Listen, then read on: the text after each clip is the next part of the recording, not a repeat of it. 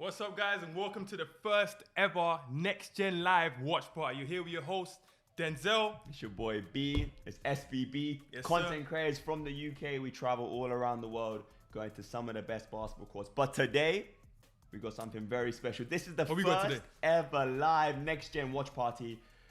I'm super excited, bro. I'm super excited. We're going to be watching the first place game in Istanbul, the qualifiers. This is something that I've been looking forward to. Yes, sir. I can't lie to you. I've been looking forward to it. Who we got in the final? So we got Mega, right? We got Mega MIS Belgrade playing against the NextGen Team Istanbul, the host team.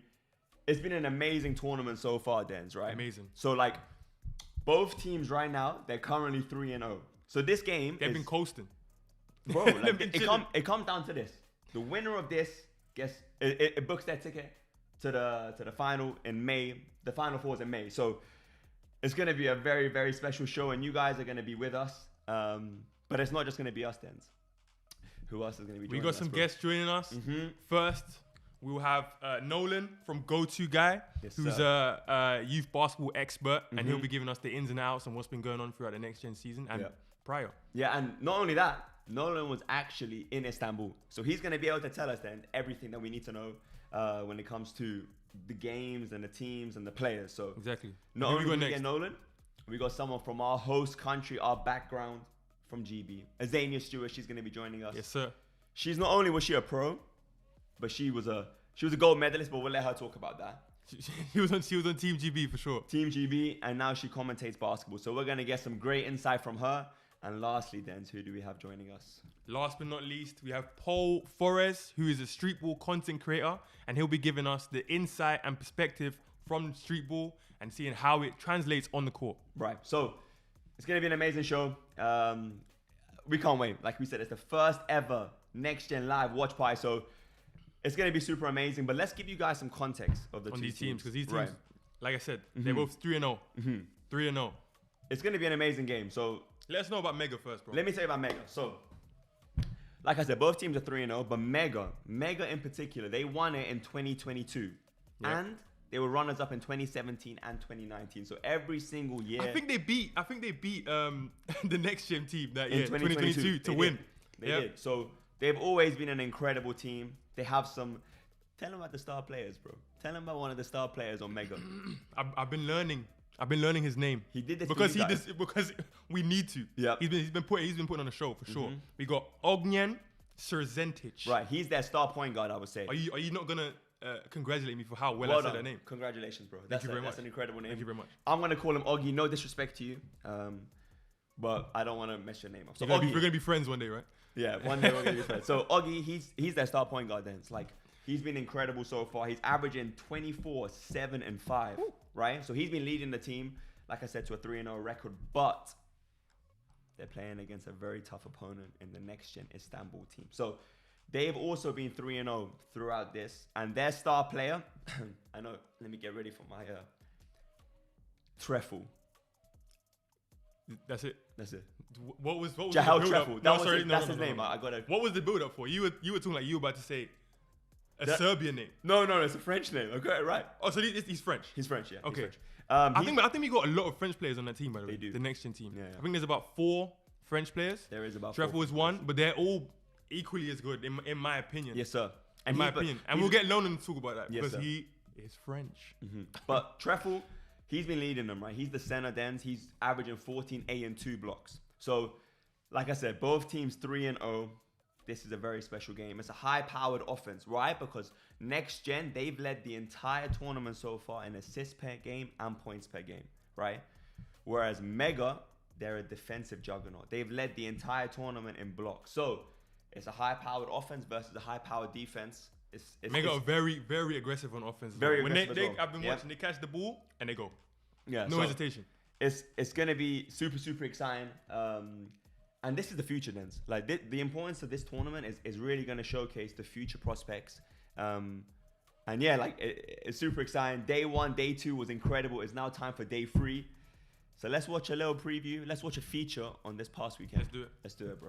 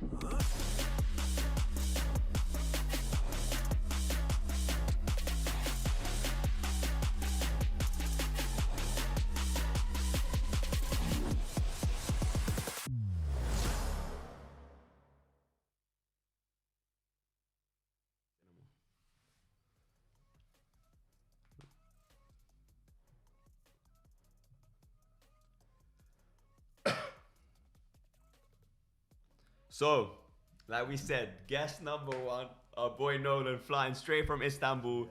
That's me, man. Yeah, we need your expertise when it comes to this. Go on, tell me, what you got for me? First, Tell me. I have to learn you how to say Jail Trèfle. Good point. Bro. I thought I had it down. You say Trèfle. Trèfle. Trèfle. Tref. You got it. Tref. Tref? Trèfle.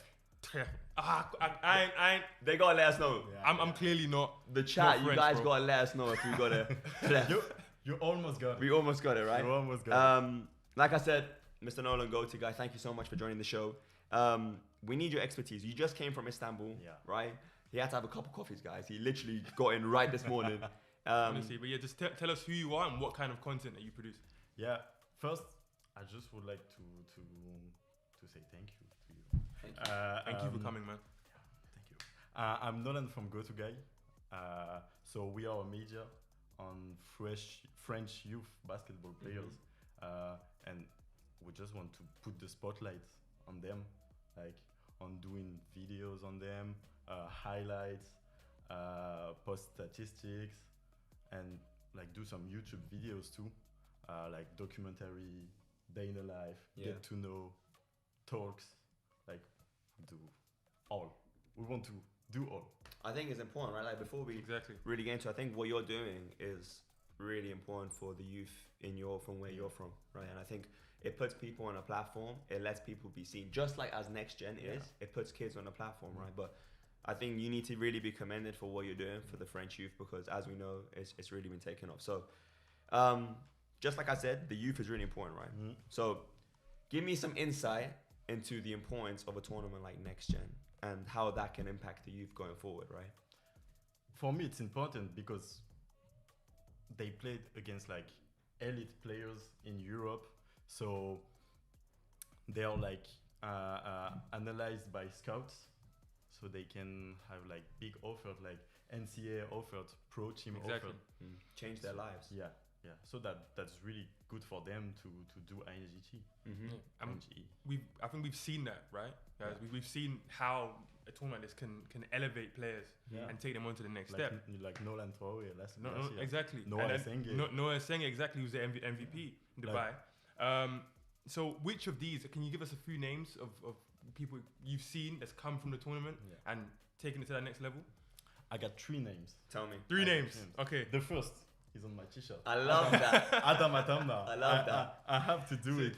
Like Adam Atamna, he played for Asvel, but he's on loan to Lyonceau. Lyonceau, he's a third division club, so he's a pro at only 16. Right. Wow. He will play this year INGT with Asvel in Ulm. I think he's going to be the MVP. Like, I think you heard it here first. He is. He averaged like 10 points per game. In third division.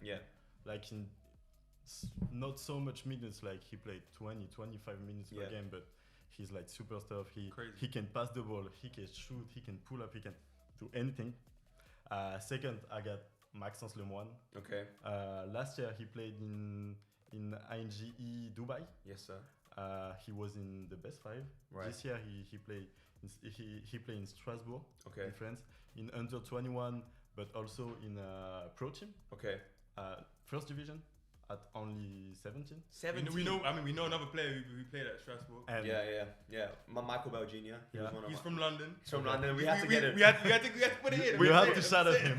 we know the French players are doing that thing, but from London, Michael Bell Jr. You know, he's now in a D1 school. Go ahead, carry on. Yeah, and he played like Elio Kobo. Yep. Like that's the same way of playing. So I hope this year he will do like a NextGen. Yeah. I hope, because he will go crazy. Yeah. And my last name is Yanis Alar. Okay. From INSEP. Yeah. So he's like the best scorer and the best passer on his team. Yeah. In third division in France too. Like he averaged 10 and 3 or 4. Yeah. So like he's really good. He's like a combo guard. He can play point guard too. He's a shooter. Yeah. And he will be participating to ING Belgrade. This is crazy.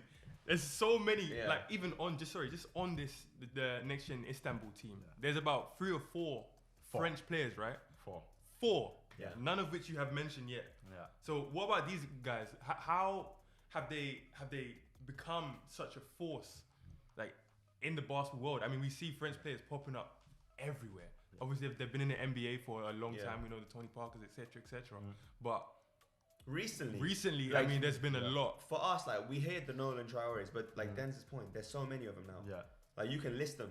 Like in the NBA, you can literally list them. Like number 1 pick, Zachary, Alexander, Wemby. Yeah, but we had talent for a long time. Like, you can see Gordinier, Le Sort, it's very true. Yabusele, like Tony Parker. Yeah. Like, we had talent for a long time, but now since Wemby, like the spotlight.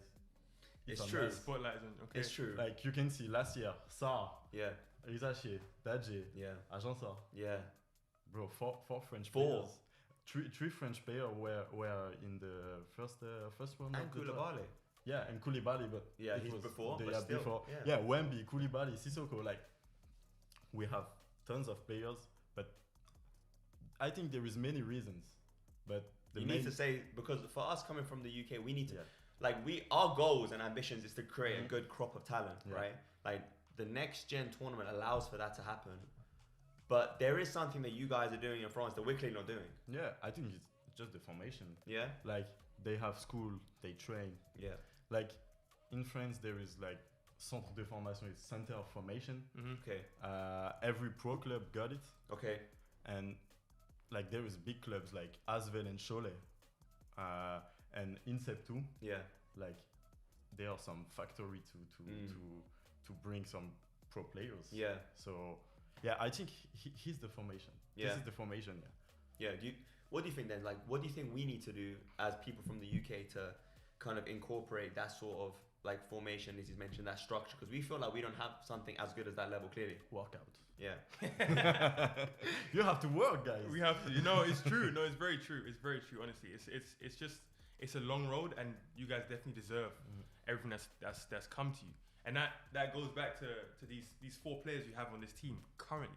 Yeah. I mean, I'm guessing you're going for next gen Istanbul to win, since you have 4 French players. I heard he's going for Mega. Yeah, I don't like you. I don't like you. Let me give it. Listen. I think it's important to have our opinion and our preference. You were obviously there. Yeah. Right. So you saw in person. Me looking from an outside perspective, the reason why I like Mega so much is because obviously Oggy he's very talented. Yeah. He's a tall point guard, like averaging 25, 7 assists, like controlling the pace. But their defense, to me, it's about their defense. Like, the way they're attacking you on offense by getting and penetrating in the paint, but they're averaging 6 blocks a game. Like, their defense is strong, and I think there's something to be said for a team that's been there consistently every single year. And Mega have pretty much coasted through those 3 wins. But the next gen Istanbul team, they had a little bit of a worry there, scare with Gran Canaria. Yeah. Can you tell us about that game since you were there? Yeah. So, 3 of the 4 French players went off. Yeah. Jaël Trèfle. Trèfle. Got it. Good. Jaël Trèfle went off. Got you. Isaac Gedegbe too, and Luca Le Tailleur too. Yeah. Luca Le Tailleur, you have to say it too. Luca Le Tailleur. One more time. Le Tailleur. Lutaya. Oh, got it. Got it. It's a little bit like tired. I got you. Look at the tired. Look at the tire. No, they went off, and during the game, like during the 4th quarter, we saw it at the screen. Like, Gerard Fernandez pull up a big dunk on Gran Canaria Center, and I think like this is the action of the game. Like, change the game. Yeah. He's basically saying the French players are the reason why they won the game. Yeah. Fair enough. Yeah. I like it. Yeah, and they will win final. Yeah. Because of French players. You think they're gonna win the final? Yeah. Who do you think will be the MVP? It's a good question. If they win, like you say. I want Isaac Gedegbe to be MVP because he's like a small point guard. Right. I'm small. Yeah. I'm a point guard. I want to play like him. Yeah. But I think he's going to be Jaël Trèfle. You know, you said something earlier that was really interesting. You said the importance of the tournament. So there's players, French players in particular, that might not have been known before the tournament, and their lives have changed. They've been getting offers. They're now professionals. So speak on that a little bit. Like, why is the tournament so important? Because it gives you a platform. It gives you a platform to excel. Yeah, like a guy like Isaac. Yeah. like this is the chance of his life. I think like he played in under 21, but second division, like under 21 Pro B in Rouen, and he's here, like averaging like 15 points, 10 assists, like so, and bro, I think he's going to have some offers. Like crazy, and other players like can show their skills to the world. 100%. I mean, like you mentioned that big dunk. That's gonna go. That'll probably go viral. And a lot of coaches and things will see that. But what are your best highlights from the weekend? I mean, you were there. Oh, so that's the dunk. It has to be that. That's the top. I think that's the dunk, and like Jael Treff put like 1 or 2 good alley-oops on FS. Yeah. But I think it's the dunk. Boom! Yeah. I was at the training like 4 days ago. I didn't know he can dunk. I didn't know he can dunk. No. And now he caught body. No, bro. He was like laying it up. Doing layups. Sorry, how tall is he? Roughly. No, I don't know. Yeah. Because he's not tall. Yeah. He's not tall. 6'2" maybe. Like he's tall. He's a Spanish guy. Yeah. So you want him to like just shoot pass the ball like that. Yeah. On Gran Canaria Center. Yeah. And the Gran Canaria Center is like that. No. That was the highlight of the weekend. Yeah. It speaks to the importance. I think it's just having that platform to showcase yourself. Like we spoke about it, right? Another French, Nolan. Like he scored 50 last year in the semi-final, then goes off. Unfortunately, they couldn't win, but he became a prospect. Not only people in France knew who he was, but now he became a global prospect. Yeah, everyone is now speaking of him. I think he was a global prospect because he did like Nike Hoop Summit. Okay, and he pulled up like 20 points. Yeah, so he was a global prospect, but this game, bro. Yeah, I was like, wow. Yeah, crazy. Yeah, wow, it's crazy. Yeah, bro. He pull up, pass, pull up, man. And he's so fast. He's so quick. He's an elite guard. He's an elite guard. Yeah, I think it just speaks to like right now the Top French 5 are cropping some insane talent. We've seen them everywhere. So you're wearing it. Somebody in the YouTube comments was commenting on your shirt, said that you have it. yeah. But and this year for the draft there is also Noah Isenge. Yeah. He's like very, very good in Euro Cup this year. So. Yeah. And last year he was MVP in ING Dubai. He put up like 53 PRO. Yeah. In the final. We was there. I was like, yeah. I think that's the best game I ever seen. You ever seen? For my whole life. That's crazy. That's a hot take. That's a hot take. I was gonna ask you for a hot take. That's a hot take. But that is a hot take. That's the best game you've ever seen in your whole life. Yeah. No, you want to, my hot take? Tell me your hot take. I have 2 hot takes. Tell me 2 hot takes. See, he came prepared. I have, yeah. 2 hot takes. Go on, let me hear it. Isaac Gedegbe, MVP of the tournament. Okay. And in the finals, he put up 22 points. 22 points? And 8 assists. Okay, you heard it first. You got 22 points and 8 assists. YouTube. Yeah. If you think you agree with him, let us know in the live stream comment section. 22 and 8, and he's gonna win the finals MVP. Okay. Yeah. And the MVP of the world tournament. And I think in Ulm, Adam Atamna would be the MVP. Okay. Well, you heard it here first. I got the shot. Thank you so much for joining us. We really appreciate your insight. Yeah. I think we're going to take a lot of this stuff hopefully back to the UK, and hopefully we can start cropping some good talent to get them out in Europe, to get them out across the world. So thank you so much for your time. We have an hour and 5 minutes till tip. Yeah. Obviously, you're taking NextGen to win it. I'm going with Mega Dens. Who are you going with? I'm going with NextGen. You NextGen as well? That's my guy. That's my guy. I have to say, like, I understand the greatness of that Mega team. I can see it clear as day. Okay. I think we all can. Yeah. Right? But it's something that is more appealing with me to like, the way the name. You're an offensive guy. I saw it like it's offensive, right? And that you play defense. I'm a defensive guy. That's why I love Mega. But thank you very much. Thank you, bro. Honestly. Thank you so much. Thank you, bro. Thank you. See you later, Nolan. Appreciate you. Got you. So, like we said, an hour and 5 till tip. first place, we're gonna find out then who's gonna book their ticket to the Final Four in May. It's gonna be super interesting. It's gonna be crazy, man. Yep. I mean, the next gen team won't be advancing, even if they win. But we're gonna have the best team of this tournament go forward. The best performer. So, yeah, we're gonna see what happens now. But let's take a look and see what's happening in the third place game. Yeah, let's take a look at that.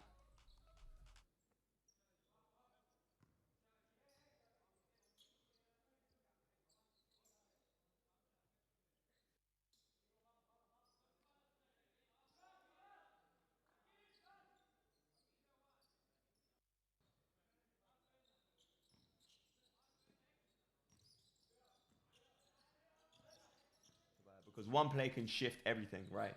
So, who do you think is going to win this game? Right now, that's the EuroLeague, bro. That's exactly what it is. Yeah, every point really counts. But Panathinaikos, they've been in the tournament every year. That's a good take. Yeah, it's a good take. But every single year, they're there, right? And I think from the standpoint, that's a good late dance. The standpoint of dominating every single year, that speaks volumes. It always speaks volumes. So always. It's really interesting what Nolan's perspective was as well, right? Like how he said the French and like these tournaments are so crucial for the development of French players. I think all players, not True. just French, all players. Yeah, because it gives them an opportunity to showcase themselves in front of. And you're playing against other elite talent. It's a great point, right? Yeah, it's a great point. And I think that's how you get better, right? So iron sharpens iron. Iron sharpens iron. Say. But these players, you gotta think some of these players. That's a good shot, boy. Ooh. Yeah. But who are you going for right now?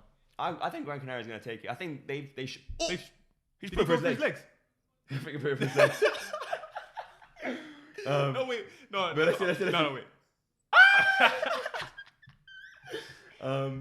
No, but I think the importance of these to do that, I can't like to do that in that environment, this situation it takes a lot. Yeah, it does. I can't lie. It does take a lot. But I think Gran Canaria, they showcase themselves if they're able to put up such a good fight against NextGen and they're going down to the fourth.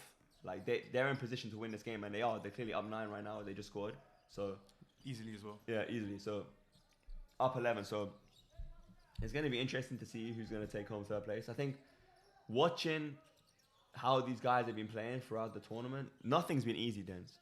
Like every possession has been difficult, and it reminds me a lot of the EuroLeague itself. Like you really have to earn every bucket. 100%. Good pass. 100%. And the ball movement, Dens. The ball movement. Ball movement is the biggest differentiator. Oh my goodness. The guards. I'm saying ball movement is always the biggest differentiator between like European basketball and like more American basketball, right? Yeah. You can predict what's gonna happen in the more American style basketball more often than not. Not that it's not entertaining, but you're gonna see that 1-1. He's gonna put in a crossover. Yeah. Shot. Here, the way the ball moves is so unpredictable. Yeah. It's so unpredictable. It's like it's chess. Literally. It's like they give up a good shot for a great shot. Every single time. Every single time. Without fail.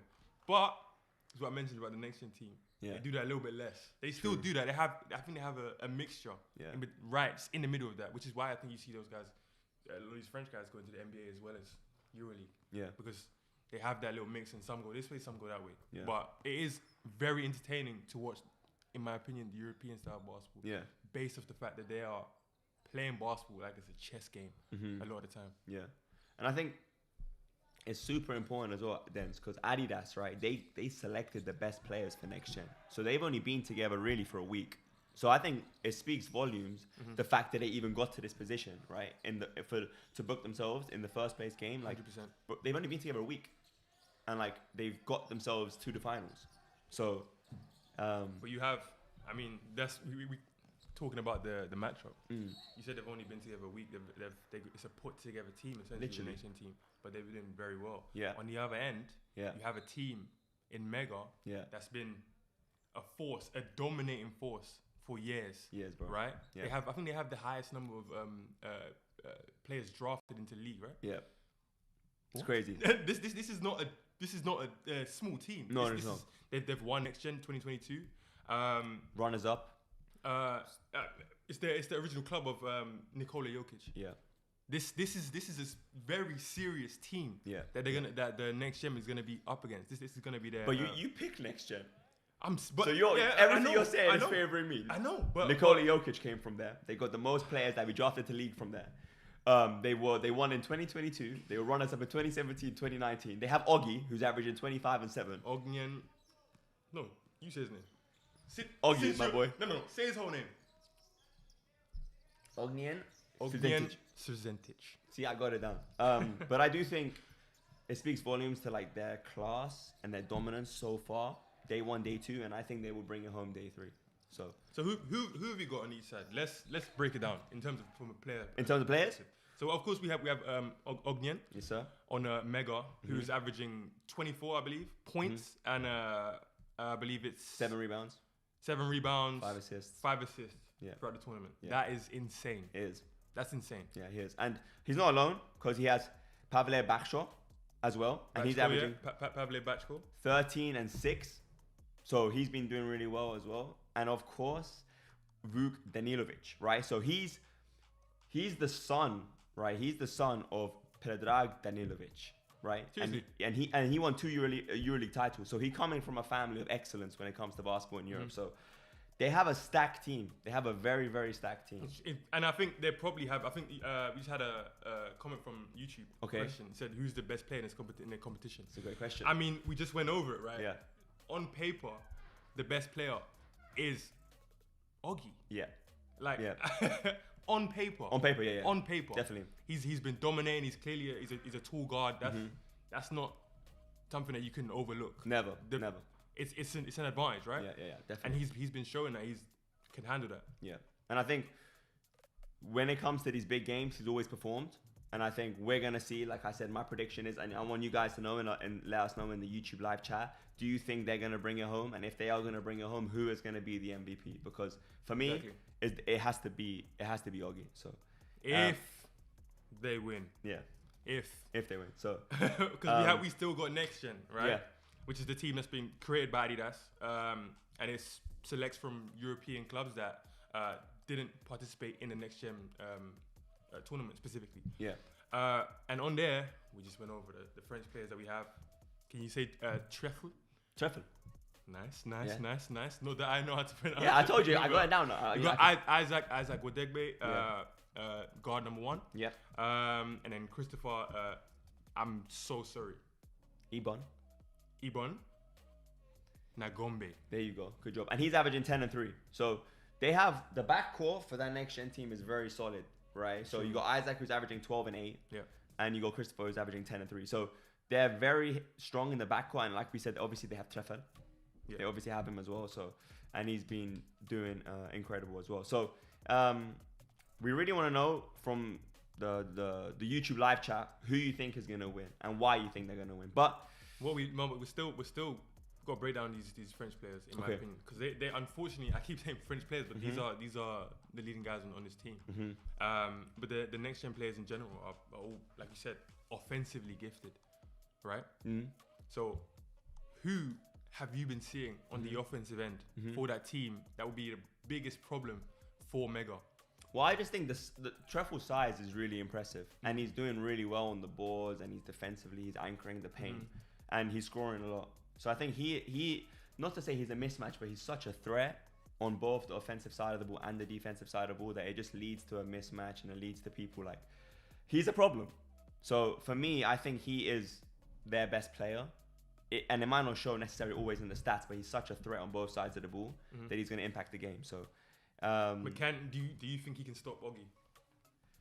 No, like Straight up, no. Like for me, Oggy is the reason why. Like I said, Mega to me is like their class personified, bro.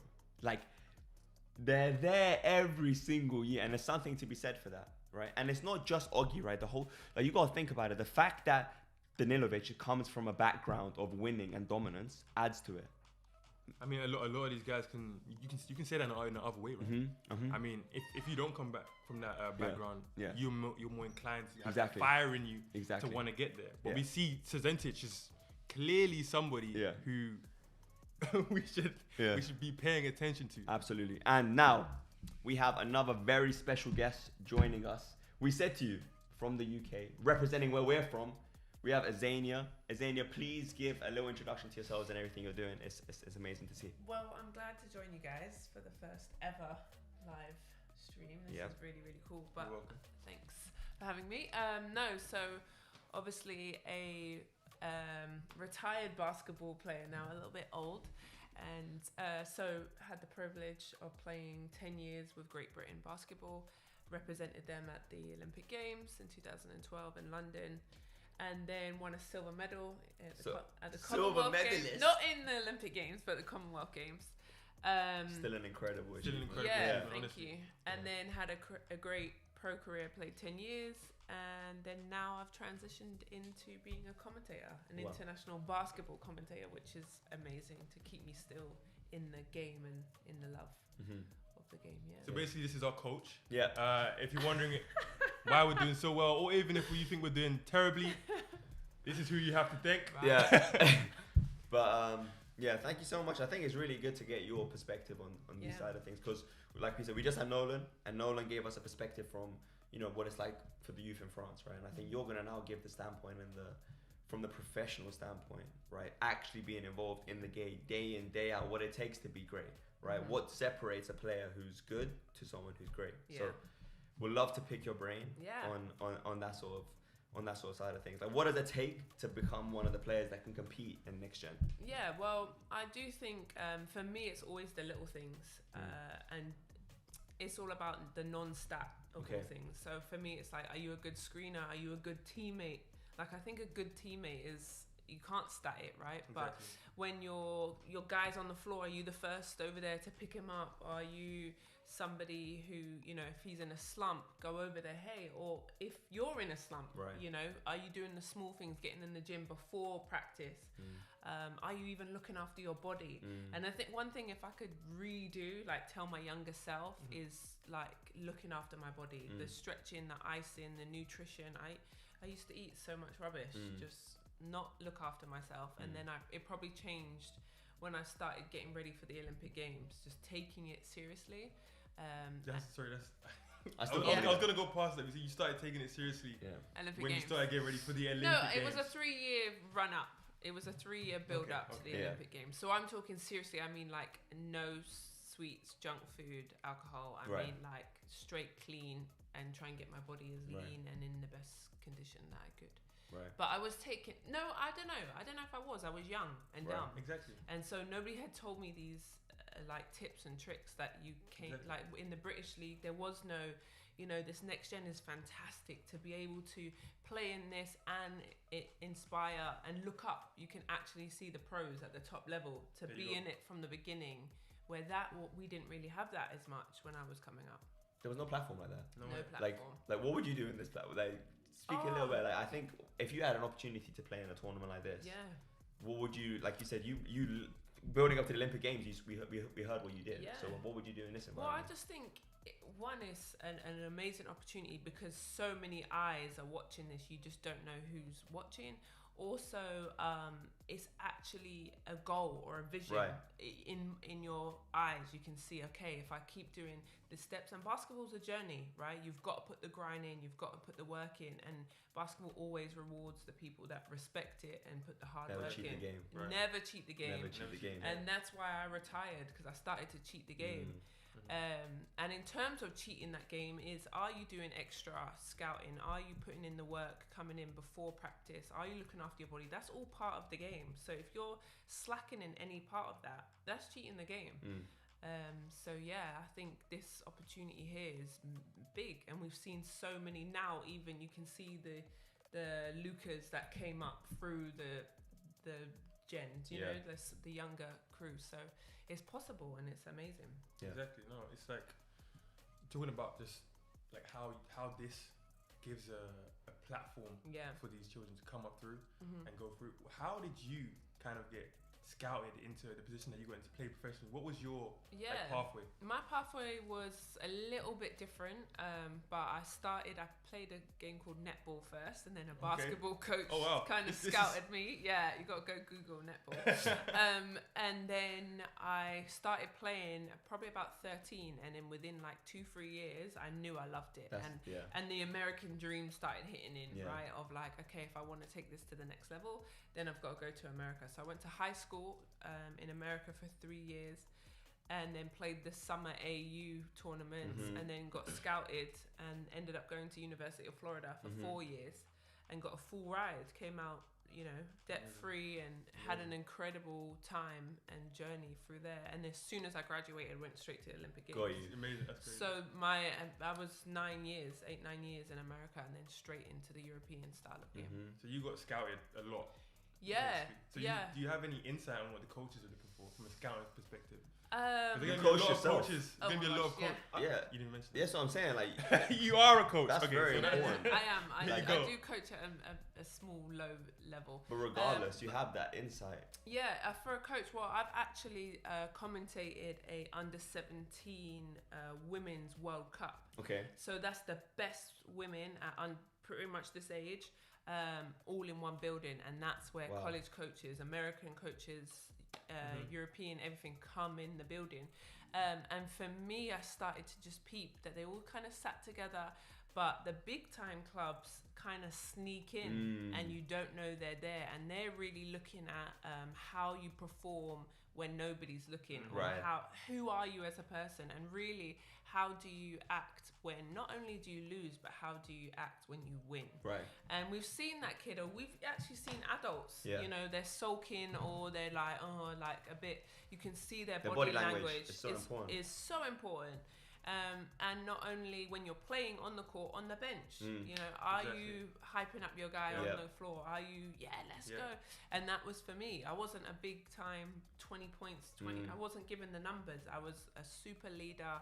I was able to really motivate everyone, and that's priceless. And you can't always have There's only one.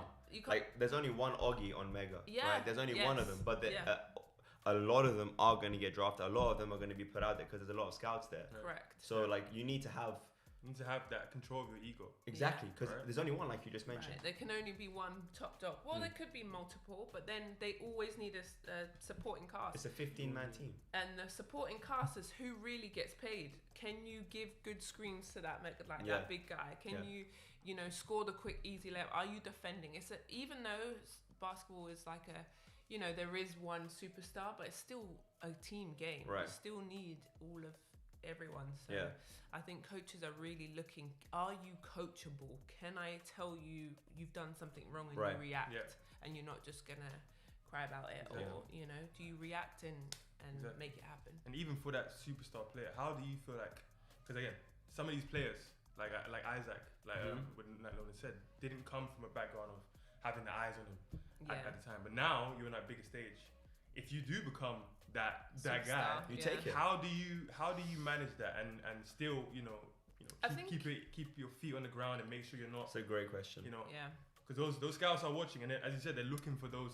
I think it is being humble, because you might be the best guy in this stage, but there's always somebody better. 100%. That will give you buckets really, really quick and humble you quick. And I think that's the part, and I spoke about the journey of the game and respecting it, is putting in the work. But I think just enjoying it and still having the love, and I think that pours out too, and that's part of cheating the game. I stopped loving the game, and when it's a job, and I think kids and even adults, I've seen grown professionals not take their craft seriously. You get paid to be a basketball player. It's a full-time 9 to 5, right? It's not a 9 to 5. There's way more hours than that. But you've got to take your craft and it seriously, because it's your job. It's what you want to do. You're able to travel all over the world, meet loads of amazing people, make money, a lot of money. And so why wouldn't you? Why wouldn't you lock into it, take advantage to it? Because even for instance, for myself, right now I'm into my third career. Basketball was this kind of this trajectory that it was amazing, but now I have to find something else, and that's good. But it's still around the ball. It's still around the right? ball. And even for us, like, it's always around that ball. And I think, like, the youth right now, they're playing in a tournament, but their life might not, they might not become a professional, but being in this environment, doing the small things, they might take that love to another aspect and a different part of the sport. But still the game, because I found now that I commentate and I'm behind the scenes, right? I'm not, there's so much that goes into a basketball game. The production, the lights, the cameraman, the lady on the... It's the exact same thing you're talking about. Anything you want to do in the game, marketing. Basketball as a sport is massive. So, okay, yeah, your career might not be as long as mine or somebody else's, and you want to still stay in the game. A referee, like, there's so many jobs in the game, which is amazing. So, that's what I would recommend. If your career isn't a professional, then you can still be able to stay around the game and give back to it. 1,000%. I mean, and tournaments such as these, I mean, you mentioned that you were in an AAU tournament, right? And that's how you got scouted, right? So you have these youth tournaments such as NextGen. How does that impact someone's growth to become a professional? Yeah, I think these are really important. Also to match up where you are. Like, if these are the top guys, and like you can kind of feel like, whoa, that wasn't a good tournament for myself, or this is what I need to work on. This is why I got exposed. So that helps you to go back and go work in the gym. But then also just playing at this platform, bringing your style, your level, being able to see coaches, other guys, especially the NextGen Istanbul team. I think that's sick. I think that's amazing, because there are players that don't get that opportunity or aren't in these big cities or where basketball teams, but they're still able to get that chance. They showcase themselves. They're showcasing and themselves. That's what this tournament is literally called NextGen, because it is the next generation. They're the future. They're going to carry the sport. Like where we were at compared to where the game is now, and that was what, like 5-10 years ago. The development has been incredible. Huge. Right? So I think you just spoke on NextGen. Is that your favorite? Do you think they're gonna win it, or what's your? I'm going to Mega because of the reason you said. No. I have to give props and respect to make any, doesn't matter what level, to make a, get to the top into a final consistent, and they haven't really been together very long. I think they've had a few couple practices together. That's hard. That's amazing to be able to gel and be together. Chemistry is really hard to build. But I'm gonna have to go with Mega. Let's go. Sorry. Just because I think obviously coming from a historical club and there's some really great guys. I'm an ex-post player. I think his name's Petar Oistich. I think is his name. Oistich. Yeah, nice. I love his touch around the basket. I think he's 8 rebounds as well as a couple points. So the rebounding for me is major. So I think I'm gonna go that one. Yeah, I think it's I mean, no, Go on. What did you go for? He went for NextGen. Which is not. It's not, of course. You can't go wrong. You can't go wrong, right? But guys, both teams can't go wrong. in it to win it. Yeah. So everyone ties up their shoelace the same way. The same way. So it's one court, it's one basketball, and it's the same hardware. I mean, we even just had a poll. Right, and the question was, which former NGE player made their national team debut in November? So this is a player that was on the NextGen team. And is now making the national team debut. So this is what Nolan very recently. Is he Lithuanian by any chance? No. I'm not giving you any. I just commentated the windows. Yeah. So there was a good couple of there was French guys coming up, and that's it. Was he French? Okay, I didn't commentate French. I didn't know. I gave it away. No, he's not French. Okay, but that even like things like this, right, where you're able to showcase yourself. National team coaches are coming, and that's the biggest part, because they need guys like this, because the older vets are getting older and they're on the way out. That's exactly what happened. So who have you guys got? Well, I would say Traore would be one answer. I don't know. So we're gonna go with your answer first, right? Okay. So 47% agree with you. Before Traore. Yeah. Okay. Is that the correct answer? No. Okay. The correct answer is Jack Cahill, and he made his debut for Germany. So the thing is this, right? So this is what is so important for the tournament, because you're not representing your country. Right. You go from playing live in front of scouts to then represent your entire country. And I think that's what happened last year with Hugo Gonzalez. Yeah. He was Real Madrid, star player, led the team, dominated, and now he's on the the professional first team for Real Madrid. Yeah. You know, and he's 18 and he's young.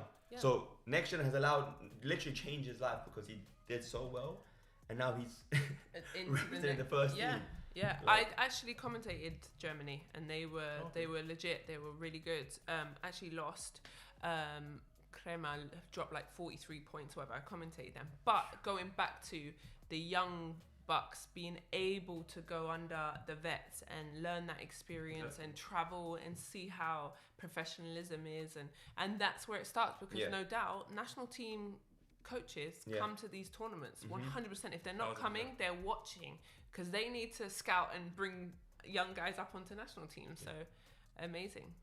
But I understand why you went with Traore, because he obviously had 50 points in the last NextGen tournament, correct? Yeah, he dropped 50 points. Yeah, French player, he was going crazy. We were there, right? And it was just like, when you're on that platform and you're playing, and you're like, forget dropping 50. If you score 20, you're doing 50. No, if you score period, you're breaking the internet. I'm sorry. If you score period. If you score period, because remember the level that you're going from here to now grown up like men. Yeah. So for me, even if you score 2 points, how did you get to that? You're on the floor. The coaches trusted you enough to put you in.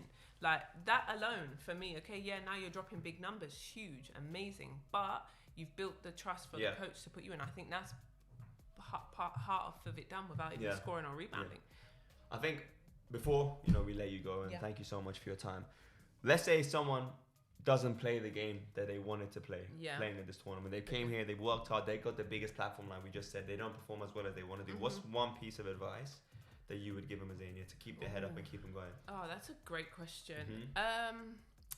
I think go watch film. I think go watch the game back. What are the things that you weren't happy with? Because I think you are your biggest critic. So go watch the film, and maybe also go sit to the coach and say like, hey, you subbed me out at that point, or what do you think that was bad or good? Because I do think, especially at a young age, seek advice. You don't know it all. Even as adults, we don't know it all. I'm constantly learning. I'm constantly talking to a next person. So for a younger guy, speak to your coach, obviously respectfully. Hey, can I speak to you for a second? And do your own scouting. I would go back, watch a game, and see that quarter where I was like, ooh, that wasn't good enough. Or if I know a big boy is coming into town and I've got to defend him, then I would watch film on that player to know. So hopefully take all the gems. I'm gonna take some. I don't even play no more. Silver Commonwealth medalist, so we'll take that. Represent Team GB. Go on. Commentated in the Paris Olympics as well, so that's two-time Olympian. Two-time Olympian. So thank you so much for your time. We really appreciate you. Lovely. And thank you. You're taking Mega. Yes, I am. Taking Mega. That's it. She's on my side and doing well. So thank you so much. Darren, would you like to talk about the host of the tournament?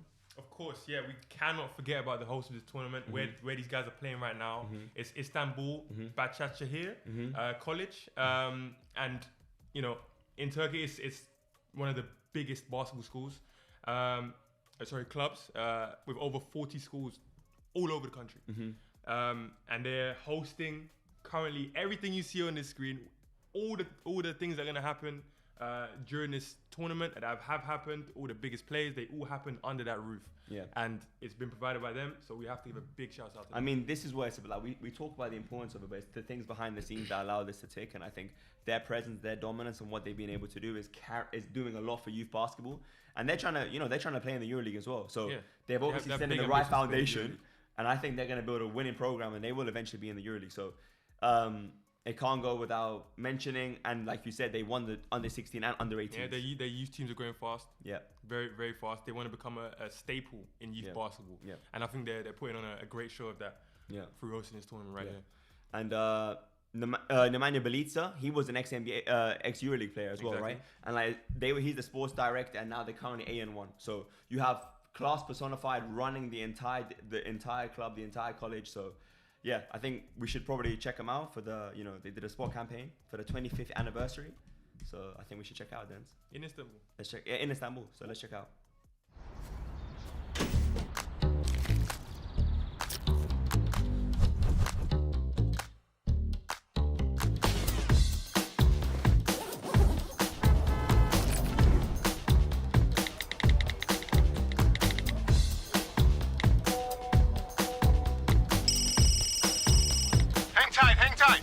away.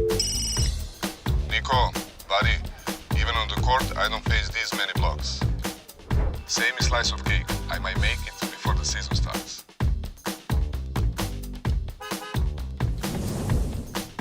I got some friends with me. Hope they don't mind. Come on, guys. The party's already started. Hurry up.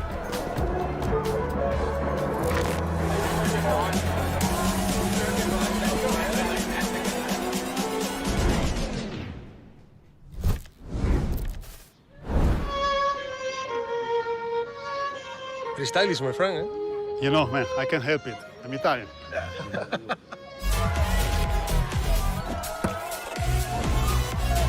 Just warming up for next season. Don't get too comfortable. Fun is about to begin.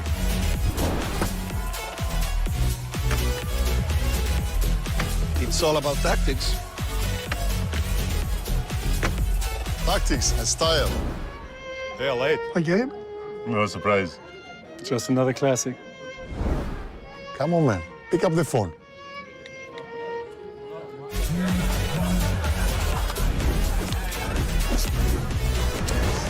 Hey, Nando, we need you for a quick one. No discounts on my services. Dan, I think we're missing something.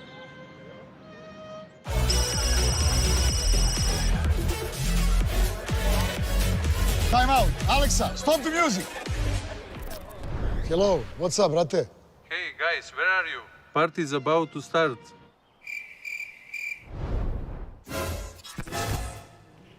Oops, sorry guys, but you gotta see this. We're rocking this fiesta.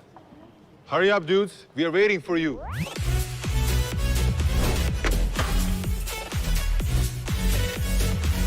That's a tight group of MVPs, but there's always room for one more. When legends meet fans, the real celebration unfolds. Buckle up. The most thrilling journey in EuroLeague's 25-year history is about to begin. Best birthday party ever.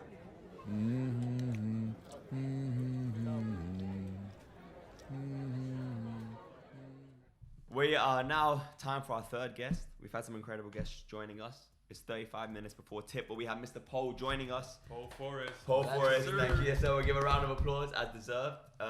Let the live YouTube nation know a little bit about yourself. Hi guys, my name is Paul Forrest. I'm a content creator, basketball content creator. I do streetball, basically content. I play in the parks. I love basketball and I'll do fun stuff too. And I'm glad to be here with you guys today. Yeah. Well, you just came from playing it. Oh playing yeah, in the street, this right? morning I was hosting a 1v1 tournament in a streetball court in Barcelona. Yeah, it was a cool tournament. It's for my YouTube channel, and yeah, next week is gonna. I'm gonna post it next week. Okay, Yeah. so you make a lot of streetball content, right? Yeah. You said one-on-one. Yeah. So I'm guessing you play in those as well? I mean, right now, no, because I'm injured. Okay. I just got a surgery like 1 month and a half ago. Okay. But yeah, I love playing 1v1. It's like my main game, you know. 1v1. We gotta ask. We have to ask. What is your record? What's your record I in mean, one-on-ones? I don't know what's my record exactly because I played a lot of 1v1s, but I would say it's positive. Like It's positive. There you go. That's good. I have more like it. wins than losses. Yeah. I mean, so this is where we came from, right? We came from like our content is from the streetball courts, but we fell in love with basketball through the streetball courts. I'm sure it's a very similar story with yourself, but we know how important it is. But I think if you could tell the viewers how important the streetball basketball courts are as a whole. Yeah, for me, streetball is like very important because my story was I played soccer before basketball. As and a lot of us from the UK. If you're from, football was Spain the too. first sport. Spain too, exactly. So I was playing soccer in a high level for my age, and I didn't like it because it was like they treat you like a professional and you're a kid, right? Yeah. So my only way like for don't think about it and have fun was to play basketball in the streets with some friends. So that's the way I start playing. And there was one time that I was like, I don't want to play more soccer, and I tried to play basketball. Like I made a team tryout. Okay. So I started playing in a team, but also at the same time I was every day like playing in the street and practicing my moves, having fun with a lot of people, different ages, different cultures, and that's how I fell in love with streetball. And today I'm not playing in any club, but I still play in Streetball. It's like my life, so it's my culture, So many people can relate to that, right? I mean, as you were talking, I was having flashbacks of myself, my younger self, just practicing moves anywhere I can inside the house. My mum was screaming at me because I'm making Why noise. down to the ball? Why I'm down to making the ball? noise. Then you go outside, you just go play at the park. Anyone you meet, right? And that's basketball. It's like a language of the world, bro. You can play basketball anywhere, in any street, and it's something we all understand. We connect. But there are some things that I don't know if it's understood everywhere. But I've heard some of them are. There's some unspoken rules in streetball. In right? Spain. There's always unspoken rules in streetball all over, like pass off check, something like that. Do you shoot or pass off check? In America, you're not allowed to shoot off check. But in Europe, we're whacking off. We're shooting off check. Do you want? I'm shooting off check. So we have to ask you, right? Yeah. As the expert, what are some of the unspoken rules in streetball that you can tell us? I mean, I will say in game, like when you're playing a game, I will say if you call a foul, like they have to respect the call. I mean, in the streets they're not referees, so if you call something, it's because you really think that's a call. I would say to not playing, but if you are maybe in a court shooting around and you make a shot, even if it's not your ball, they have to pass you the ball back, because if you make the shot, change. We could have changed in the UK. Get a change. You deserve like the second chance. And I would say those are like the main ones here in Spain. I don't know. Maybe I don't know if you guys in the street in UK play. If you make the bucket, you still have the ball. 100%. Make a taker. Yeah, I would say that's another one here in Spain. If you make the bucket, you have the ball in the next position. And I would say those are like the main ones. Actually, that's an interesting one. In the UK, you can call. So at the start of the game, right, or if like a bucket happens, the first bucket, you can say who takes the ball. So if like what player or literally. Let's say I make the layup and I'm going against B. If B goes defense ball, that means it's gonna be defense's ball. On every make. Okay. You can call it. Yeah. Wow. You have to say it. Otherwise, and you can't argue. If someone says defense ball, it's defense every single time.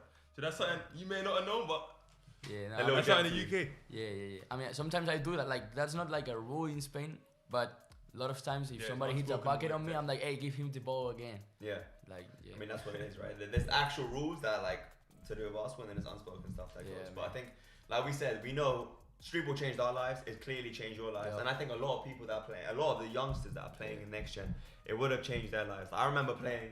I mean, you can probably attest to this. Where your hands in the UK is horrible weather, right? Maybe not in Barcelona, Spain, or in Brazil, but your hands are muddy from playing in the rain. Yeah, right? So like I think dark. So where you keep playing, and I think a lot of these kids probably came from a street ball, but a lot of them probably didn't.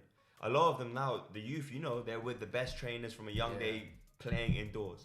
Do you think there's some pros, right? Like some benefits to playing and like developing your love for basketball from the outdoor courts? I mean, I would say that you can tell if a professional player played in the street just looking at his attitude, right? His attitude, yeah. I mean, if he's like kind of like I don't know how to say, like a dog. Yeah, like a dog. Like he don't shut up. He works hard. He goes in every play. He gives his 100%. You can say he played in the streets, and I would say streetball makes that, like, changes your attitude and makes your attitude better. For me, like a player, you can be really good, but if you don't give your 100% in every play, you don't fight for what you want and for win and for your team, you're not like a good player for me. And I feel streetball makes your attitude and makes you better in that way. It gives you character. That's a very interesting perspective as well. Because I mean, I'm sure most people would say like, if you play in the streets, you probably have more bag, you got more dribble moves, and but no. That's actually a really good perspective. It's the attitude. It's the intangibles. It's the attitude that changes. Because you do see a lot of these guys who you came up, kind of guarded, in one system. You only see any like adversity kind of in your game. You just kind of straight, clean path, and then we can have that dog. We can all attest to it. Being on a court with better players, being on a court with older players that are fouling you, that gives you character. That gives you a perspective. Because if you're always there's no rules, you can be 10 playing against like I always got told by OGs of the court. If you start winning every game at the court, you need to get a new court. Because you need to find some better competition, better player. And I want to know from you, do you think it's more important, like I'm guessing what you're saying is more important to focus on playing outdoors and playing street balls than your individual growth. That like your individual talent. Is that what you're saying? No, I would say it's a mix. Like, it's really important like to work in your individual skills and stuff, but you cannot work in your attitude if you don't play in the street, right? So I would say you need a mix of it. So I would recommend every player to sometimes pull up to the park and try it themselves, because nobody's like helping you out there. Exactly. True. Like, you got no coaches, you got no parents that are helping you, and you have to deserve everything you got there. You know. So I would love to see like players who want to be better, not just focus on their individual skills. They have to pull up to the park. Yeah. Do you think Spain has this is a controversial, do you think Spain has the best street ball players, one-on-one players? I mean, from Europe or from the world? In Europe. In Europe, I would say between Spain, France, and maybe I saw some UK hoopers. Okay, I like that. We got some. You guys gotta let us know in the YouTube live chat what country you think in Europe has the best street ballers. I think we're coming up. We're not there. We have to say it straight. UK, we are not there yet. We're nowhere close in any section. But we're getting there. You know what we should do? We should like bring the best 3 or 4 players from each country and make a tournament. Let's do it. Let's do it. No, seriously. Oh, yeah, let's do it. You heard it here first. Yeah, you heard it here first. Yeah. We'll do a Spain. We'll get some players from France. Like 4-4-4. Yeah, like and do it. The four best players, and let's do it. I will say. I'm taking UK will win. There's Germany. There's still Serbia. Man, I think France will win because they got really good hoopers. I mean, we've as we've seen it, how the next gen team has 4 French players on it currently this year, so it makes sense.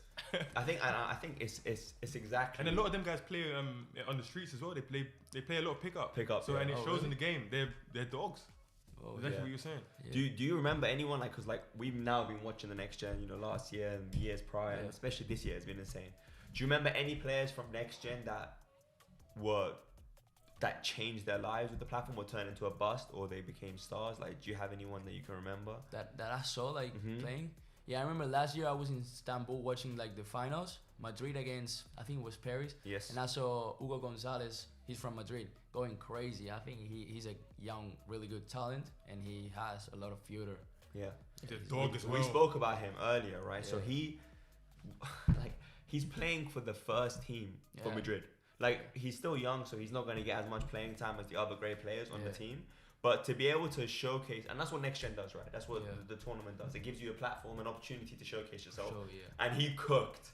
Like, we were there at the final as well. Yeah. He cooked. He hit the shot. Came back from behind as well. Came back from behind, hit the shot. Yeah, you know what I'm saying? Yeah. So he showcased himself on that level, which has now skyrocketed his career. So Hugo Gonzalez is a great one. Do you think Hugo played street? That's a great question. Because the way he plays, definitely. I mean, you were there, right? He is a dog. That's the first thing we were saying about him. Yeah. When we watched, I remember specifically looking at Bay right and saying, "Yo." I mean, I never seen him in the street. Like, I know a lot of like young players that play for Madrid, Barca, that sometimes pull up to the park. Yeah. I never seen Hugo, but I agree that his attitude feels like he had been playing in the street. Like, he's really aggressive, and he got character. There was a poll. There was actually a poll to do with you, Denz, if you would like to let him know. Oh. Yeah, so the poll on YouTube is that who was the 2024 Berlin ANGE final MVP? What's the correct? Who do you think it was? I think we just spoke about him. I think it's Hugo. Yeah, I think it was Hugo. Yeah, there was another. It was Hugo. There was another guy in the other team. He was in the best Nolan? 5. He was from France. Nolan Traore. Yeah. He was really good too. He was good. I mean, but look, Hugo at 40. So the YouTube live chat know that what they're talking about. 43% said it was Hugo. Oh. That was the finals MVP. I think Nolan was incredible. Nolan really played good, but he lost the finals. So. But did you know? So I want to be honest, right? Did you? You're from Spain. Did you know of Hugo Gonzalez before Next Gen? Yeah, I knew. You knew. So people were there. Me and Denz, we're not from Spain, right? So we didn't know of him until the tournament. And now we found out from that tournament. Exactly. Yeah. So why the Next Gen is so important for the because it shows the players to the world. It gives you the platform. It gives you the platform, and then if you take the opportunity. Yeah. No, I remember. Now everyone's talking about Hugo Gonzalez. Yeah. Everyone's talking about Nolan Traore. Did you know Nolan Traore before? No, not before that tournament. Yeah. And but the thing I noticed after that tournament, I knew Hugo because like overtime Spain pulled up some highlight and stuff. But after that tournament in Spain, a lot of like the best like notice pages, they start saying Hugo Gonzalez projected to be in the NBA. Yeah, but they didn't say that before the tournament, and it was like, man, he still got the same talent. Yes. He showed to the wall in the tournament, right? There's a lot of, and we always talk about this. We always say, like luck is when opportunity meets preparation, right? A lot of hoopers, especially we know them, right? A lot of hoopers, they don't necessarily get the opportunity to showcase themselves, right? And I think within the last couple of years with Adidas now having the Next Gen tournament, it allows the players to have an opportunity to showcase their talents. If I'm not saying we were as good as these guys, right? Growing up, don't flame us. But I do think there is something to be said. If we knew growing up, there's going to be a platform, there's going to be a tournament where you and your teammates are going to play, and if you win, there's college stars there, there's your national coaches there, and you have an opportunity to play in the EuroLeague, to play in the NBA, to play all over the world. It changes your perspective from a young age.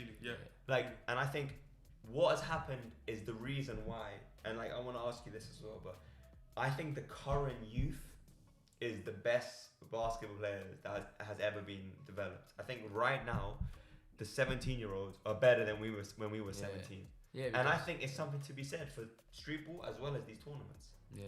What do you think? I mean, I think that like they have more knowledge that maybe what you guys had when you guys was their age. So yeah, I think they have like advantages now, and I feel they focus because like they saw like other players like arrive to the NBA, EuroLeague, like at the top, and they know how like the way to go there. They have the path, and they just want to like do the same and be focused on that, and they have that advantage. They have a trailblazer. They have someone who has done it. Exactly. Right? They an example. Yeah. They have a direct example. Exactly. Like imagine Luka when he was Ricky Rubio, for instance. A lot of youngsters develop themselves in EuroLeague at such a young age, and they gave them Hugo Gonzalez probably. It's a pathway. It's like, if I do X, I will get to this place. I'll be there. Yeah. Right, and I think that's what's so crucial with this tournament. It's like it's giving kids. I don't even want to call them kids, right? Because but they are. But they are. Which is the most important point, right? Augie is born in 2007. Yeah. Like think about that. That's crazy. He's talking about something crazy. Sorry, someone in the YouTube chat just said Argentina has the best street ball in the world. You got to give your perspective. You asked for them. I've never seen Argentinian street ball in my life. I know of Maradona and I know of Messi from football. Yeah, they so good. Yeah. Good. But that must mean they have good footwork. It's a good point. What do you think? Argentina? I saw a couple of videos because I got a lot of followers from Argentina. Okay. I won't say that they are like the best street ball, but I can say there's a good community there, and I would love to pull up one day and show the world what is going on about Argentina. Yeah. There you go, Argentina. Yeah. We're adding you into the fold. Yeah. We had what? UK. So we had England, Germany, UK, Germany, South France, Argentina. Spain. Now Argentina. We're gonna pull up 100%. I think fact check that. The street ball is like it's changed the trajectory of most people. Like look at New York. It's got the most basketball courts in the world, and there's a reason why they develop the best players. So I think the importance of street ball is. Ooh, I'm gonna comment on that. Baby. I can't lie to you. So, New York doesn't actually produce great 5-on-5 league players.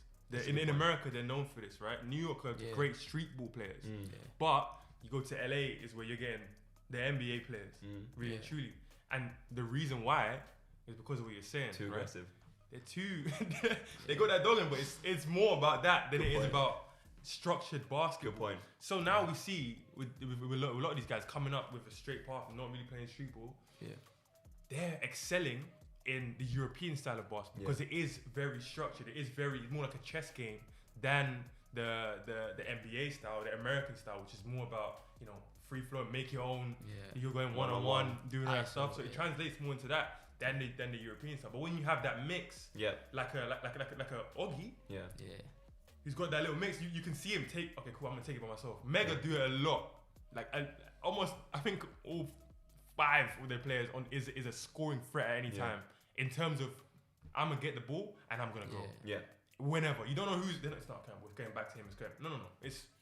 Everyone's doing it, and I think that's that great mix. But at the same time, they can still pop. I'm going back there. Pass going back here. Short system. Yeah. They got They can best of both worlds, which is why they're doing so Let's well. ask you. So we have our choices on who's gonna win, right? He's going for next gen. I'm going for Mega, right? So who do you think? is gonna take the first place. Like what team? Which team? I mean, I'm a big Barca fan, but it always happens the same in EuroLeague, like in the best, like the adults. And I would say Madrid. So we got we got Mega, and then we got Next Gen, and I think based on what we're saying, you're probably gonna go with Next Gen. Because they have those players on there. Yeah, like the final is between who? Between the first place. First place. Yeah. The first place is between Mega and Next Gen. Oh, I thought like it was from zero. So no. I would say Next Gen probably. Yeah, I think it's exactly what Den's is saying. Like 100%. Yeah. But I mean, thank you for coming, man. Yeah, it's been amazing talking to you. We're definitely gonna set that up. Yeah, for sure. We're gonna be out there in Argentina for sure as well. Argentina. We want to know, guys. Like, I think do you think we have a chance against this? We have a chance against the Spaniards. The UK has a chance. You got a chance. But thank you so much for joining us. Sure. It was a pleasure. We got 15 minutes. Yeah, the first place. To get a ticket to play in the final. First place game is at 2:45. Yeah, and we're ramping up to it. Yeah, exactly. So we got some time. So yeah, thank you so much for joining the show, and we'll catch you soon. Yeah, thank you, bro. Appreciate it, bro. It's really, I think, Den's another really important thing that.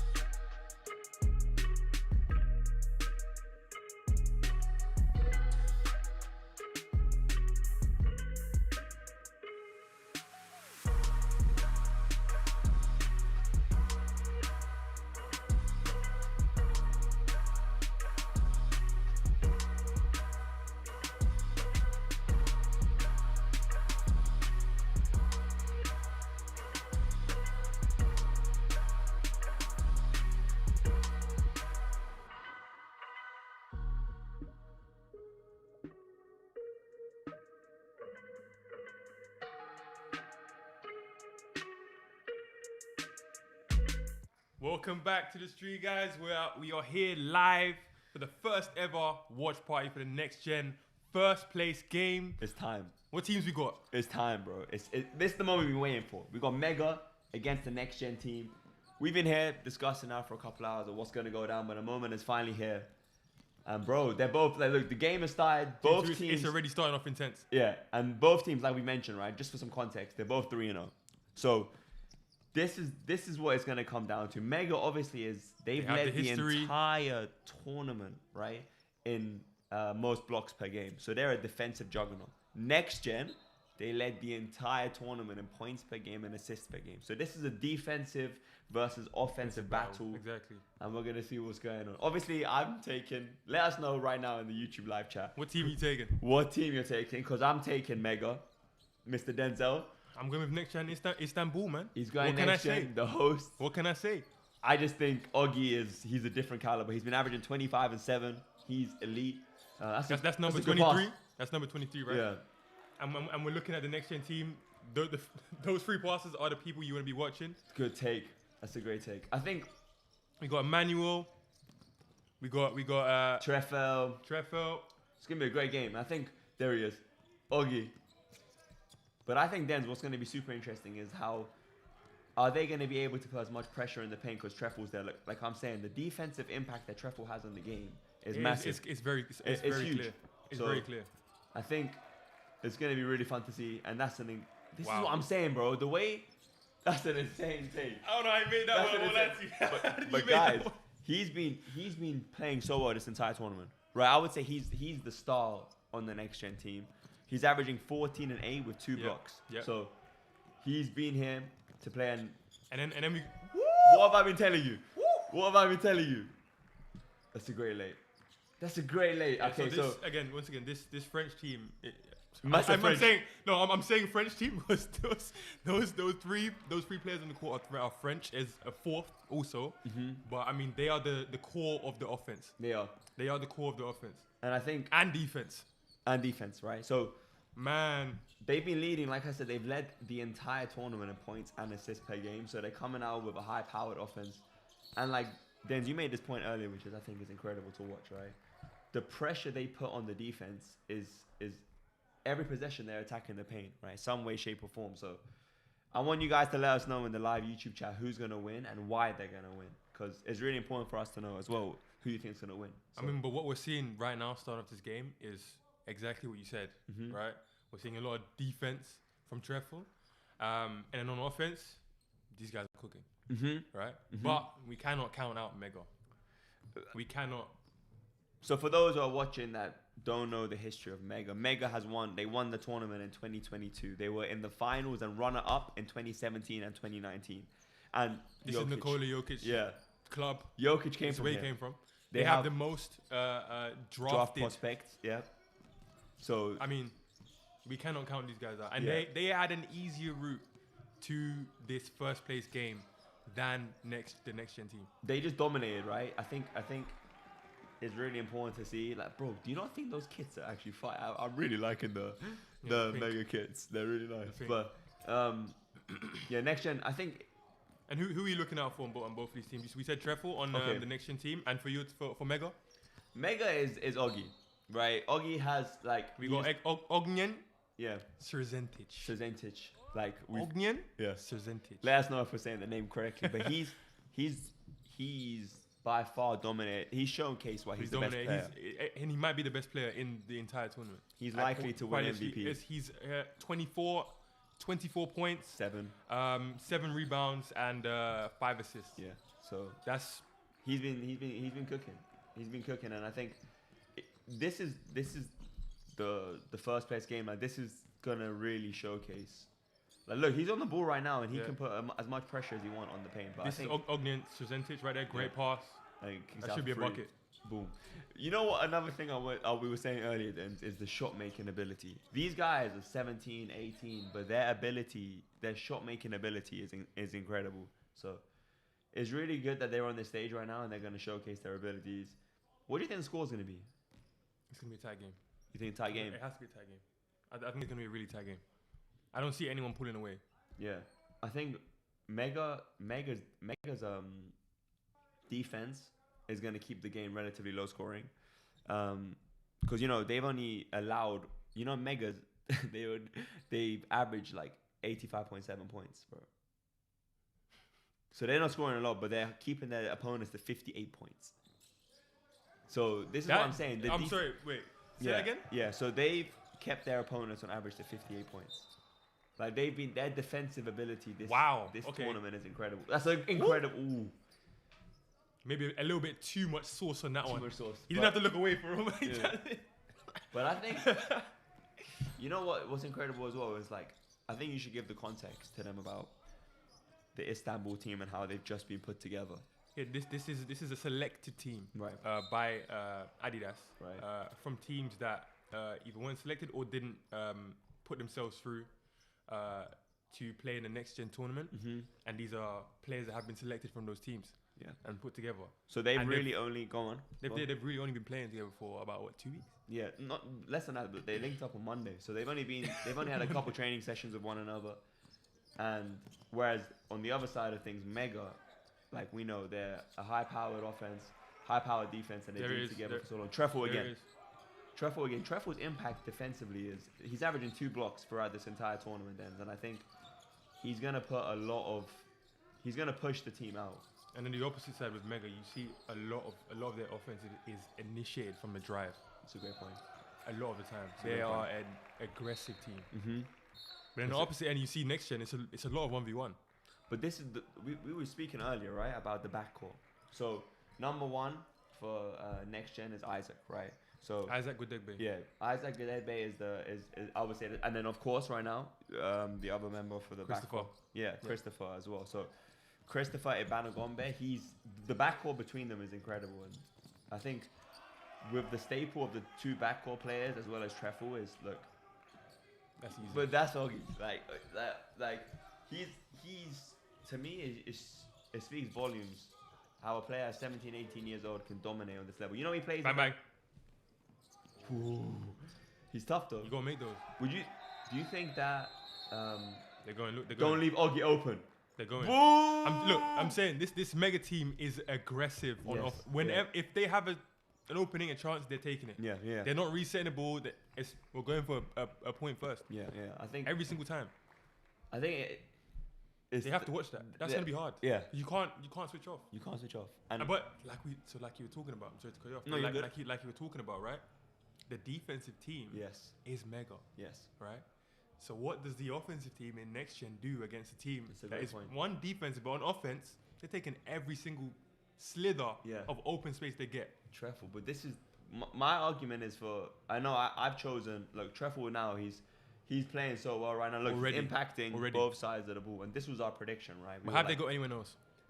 Who did they got to back up Treffel? It's a good point. I in mean, Isaac and Christopher. Solid, yeah, very solid. But I think Treffel's impact, defensively and offensively, he puts so much pressure on both sides of the ball. So can he do that for the entire game yeah, by himself? Yeah, it's a good point. You got to think who else they have. Yeah, to do that job. Mega, they got there. I mean, you got Danilovic, who's obviously the son of a 2-time European EuroLeague champion.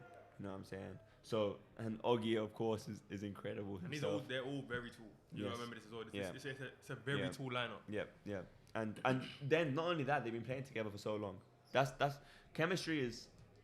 We know the importance of chemistry in basketball, and a team that's been playing together for so long is ultimately gonna have more chemistry. Is gonna know when to play the right defense, when to play the right offense. Whereas players like Next Gen, they've just been put together for this tournament. So how do you have a difficult conversation with a teammate if they turn the ball over? So, very true. I have a feeling, Dens, I don't know, and this could get messy. I think Mega could really pull away. Just the defense, bro. And look, Mega switches everything. Look. Yeah. Well, apart from the center, they're switching everything. You're right. But you're right. And they're gone. Look, they're gone. They're gone. He's gone. Good pass. He should have went up. Yeah, he should have went up. I would have went up. Yeah, I know you would have. I know you would have. But I would have went up. But you see what I mean? Yeah. Whenever they catch the ball, they are gone, and there is no hesitation or thought behind it. I'm off. Yeah. Wherever it is, that's their first option. And they're pressing. You know, they're not giving the defense a chance to breathe. And Isaac has to bring the ball up every time. Isaac is bringing the ball up every single time, and they're putting pressure on him. Why? Because they know he's a threat offensively, and they're gonna try and tire him out. But guys, in the YouTube chat, please let us know who you think is gonna win this game, and why you think they're gonna win. But I think let's see who we got to break away. Currently, Mega looking like they have a dense. It's just the defense for me. The defensive ability of Mega is just it's just too elite. Offense again. But if you look at the offense from that's a great shot. Bang bang. That's it. It's the shot making dense. The offensive ability of NextGen can't be taken for granted. But with Treffel out the game, how can they? That's what I'm saying. The defensive rebounding. That's what I'm saying. Yeah. Who have they got to back him up? Yeah, it's true. NextGen, who have they got to back him up? Let's when you've got Srzentic taking the ball to the hoop every single time, and how tall is he? Yeah. At least 6'3", 6'5".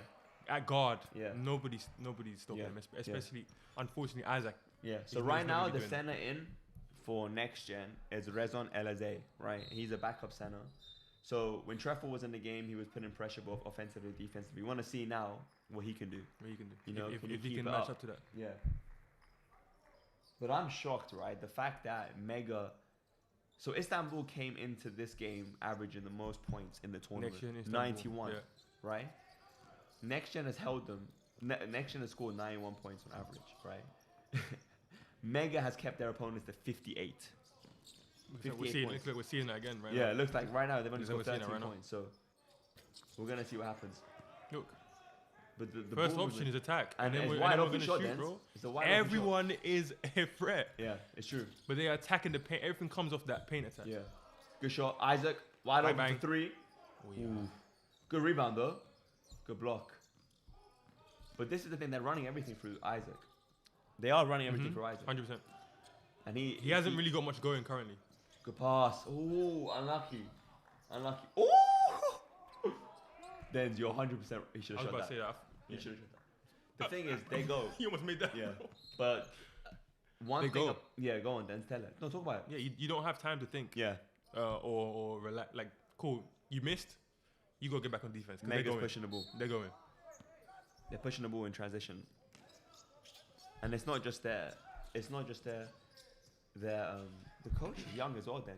But it's not just their threat inside. They're a threat from outside as well. Look how high they're playing. Inside. No Treffel means it's true. It's a great point. I think that's going to be something interesting to see. How can NextGen Istanbul keep them outside the paint without Treffel being on the court? But the possessions are being ran through Isaac every single time. Right, their second option, scoring option, was Christopher, correct? Yeah. And Christopher's not in the game. He's on the bench right now. Yeah. So we're seeing everything run through the. Yeah, the primary point guard. There you go. They're taking him out now. Yeah, they just took him out. You got to arrest him. Yeah. Literally, he's getting pressed and he's running the offense. So this is Dominic Fisher. So what I saw from him in the last game. Dominic Fisher or Isaac? Dominic Fisher. Yeah, what I saw from him in the last game was defensive pressure. Right. I saw a lot of that. Okay. I don't know if he's gonna show it now, but I hope he does because I think that's what they need. Yeah. But he was on the ball at that time. So right now, Strasos Papasavro, he's guarding Augie. I like the way you smooth past like that name, bro. You like that I don't even know if you're right, but you smooth past it. The comment section. Comments. If I said that name correctly, let me know. But he's now their primary guard on Augie. Was that foul? Come on, man. Yeah. Come on, man. But he's this is Lucas Sanchez, so he's already on 2 fouls, but he's been also one of the primary defenders at the point of attack. Augie, he's serious, then. Like he's serious. You gonna make those though? He's averaging 20. He's averaging 24. If he keeps up as he's going now, and they win this game, he's probably gonna be the MVP. Yeah, without question. I don't think that's a hot take. Yeah, without question. 24, 7, and 5 throughout this tournament, and you lead your team to victory. But look at the pressure defensively. Constant pressure. You gotta make that. But I'm saying that's what it is. Yeah, it's true. Pressure. And they're out. Even if you get that open shot, they're playing a zone. You got pressure. Good pass. That's too easy. It's great basketball. It's looking, It's guys. great I can't. basketball. It's looking like. What I said, I predicted a little blowout. But you never know. You never know. Because we got to look at the Gran Canaria game, right? Great point. They were That's a great pass. Good pass, there you boy. go. Good stuff. They were trading back and forth with Gran Canaria, the next gen team. And in the fourth, they broke away. Yep. Right? Yeah. So maybe it's a team that needs to get warm. Again, they don't know each other. Yeah. They need to figure out how they're going to operate against this team together. And they might figure out. Yeah. But they need to do it quickly. Yeah. Because it could get bad. Yeah. Again. Amazing pass. There it is. Oh, you left him open. Cash. There's one shot that he missed, but it's the shot making and my ability that is the difference right now. So, oh my goodness. What we got? Cezentic, bro. He's scored 11 already. Oggy's already scored 11. He's on track to. It's coming up. Yeah. Take his break. Take his break. Who's replacing him? But I'll get it up for you right now. This is Vezuvic on the ball right now. I doubt the offense changes much, even with Ognian out. Right. I doubt it changes much, just because of the type of team they are. But that's a good hustle right there. I think from Mega's standpoint, they need to keep.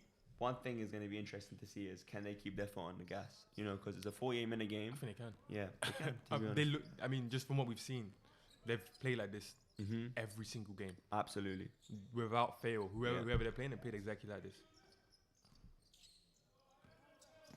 Let's see if they change anything. We're going in the paint. High pick and roll. Yep. Kicks out for 3. Oh, you got to shoot that or pass it, man. One more. Oh, he's got him. Unlucky. But not much is changing. Yeah, not much is changing. With Treffel not being in the game, it puts a lot of pressure on them now from the perimeter. That's a big miss. One shot left before the end of the first. This will change the momentum if NextGen can make this right. If they can, yeah. If they can make it a foul, I mean that's a good foul right there. To put him in the bonus. Oh no, take a cool. I think from Mega's standpoint, it's just can they keep the perimeter? Can they keep the guards tired? Right, with no Isaac, no Christopher, they're making other people. That's a good move. Good move. Good lay. Good lay, boy. Good That's lay. it. All right, okay. So now to wrap up the first quarter, you know, Mega's going up 7 right now. So I think it's interesting to see if NextGen can keep it up to try and, you know, position themselves that are not too further down right now. So is there anything from the chat? Let me see. So right now, Oggy's got 11. So Oggy scored 10 points. Oggy scored 10 points. 10 points. Oggy scored 10 points right now. How much does Treffel have? Treffel, well, they took him out, right? So let me see how. Before you took out, he had a lot of plays. Let me see how many points Treffel's got right now. I think he had at least two blocks. The thing is, he's averaged 2 blocks and 2 steals per game. Like his impact defensively cannot go without mentioning, and I think they need to keep him in the game for that exact reason. Then first quarter, you got to see what you got. I think we're definitely going to see the guards come back in for NextGen in this. But I want to see what that changes. Yeah, exactly. You know, because if the offense is still ran through Isaac, I don't know. I think he's got his number. Yeah, I think watching from the perspective of Mega though. So just to give you some stats and how Mega's been playing so far. So Oggy, like I said, he scored 10 points so far. He's got 2 rebounds, right? If we look at someone like who we expected was going to have a big game, Danilovic, he hasn't scored yet. But the next person who scored the most points is Nikola Karalic, right? He scored 5 points. He's someone that we didn't necessarily have on our radar. But that whole team should be on your radar. And that's exactly what I wanted to do. Every single person on that court, on the Mega side, is a threat. Yeah. And they treat it like that. Yeah. It doesn't matter where that ball's off. They catch it in transition. Whoever's got the ball, they're going. Yeah. More often than not. Even when they go inside and the defense collapses, the first person the ball gets kicked out to, they're probably shooting if they're open, no matter who it is. It's not okay. It's a center. I'm gonna No, he's shooting it. Yeah. You have to continuously stay alert. I That's think very hard. Mega, from the standpoint, so we've seen so far in this tournament, right? Mega have clearly shown their impact defensively, but one thing that you've said then this whole time is like their offense, the way they're playing their offense, they have the ability to take you on one-on-one, but they play in such a good system that the ball is moving from side to side. Whereas NextGen looks right now, it's a lot of one-on-one, right? Yeah, but that's to be expected from a team who hasn't played together as much. I think that's a great point. Oh! Oh, okay, hey, man. You gotta finish He's that. won, though. You can give him that. You gotta finish that. But that's the thing. It's a wide open shot. They're taking every. Yeah, they're not waiting, bro. They're just taking the shot. As they should. So we've got Treffel back in for NextGen, and we'll see what the impact is. Like, he's one of the reasons why they've done super well so far. This NextGen team, being together only for less than a week, Treffel has put such an impact both defensively and offensively that has led them to have, this success. Good move, boy. But it's a lot of one-on-one then, like you were saying. That's a great take. They have to. It's a great take. Yeah, it's a great take. They have to, but that's going to be hard to keep up against a team that is well drilled. Well drilled. Yeah, it's true. That's a great move. Pass to the corner. They're breaking. The thing is... Amazing. Yeah. And so what are your thoughts about that? Do you think it's good to... Because what I'm seeing right now is they're getting a shot in the first 12 seconds of every possession. They're playing the numbers game, I feel like, Mega right now. They're trying to get as many possessions as they can and get as many shots up as they can. Augie is back in the game. He scored 10 points already. I mean, you got to look at it, right? Right. And this is just my perspective. If you're doing this in the first and second quarters, in the first half, right, when it gets to that fourth, and if the game is still close, they're playing defense. Right.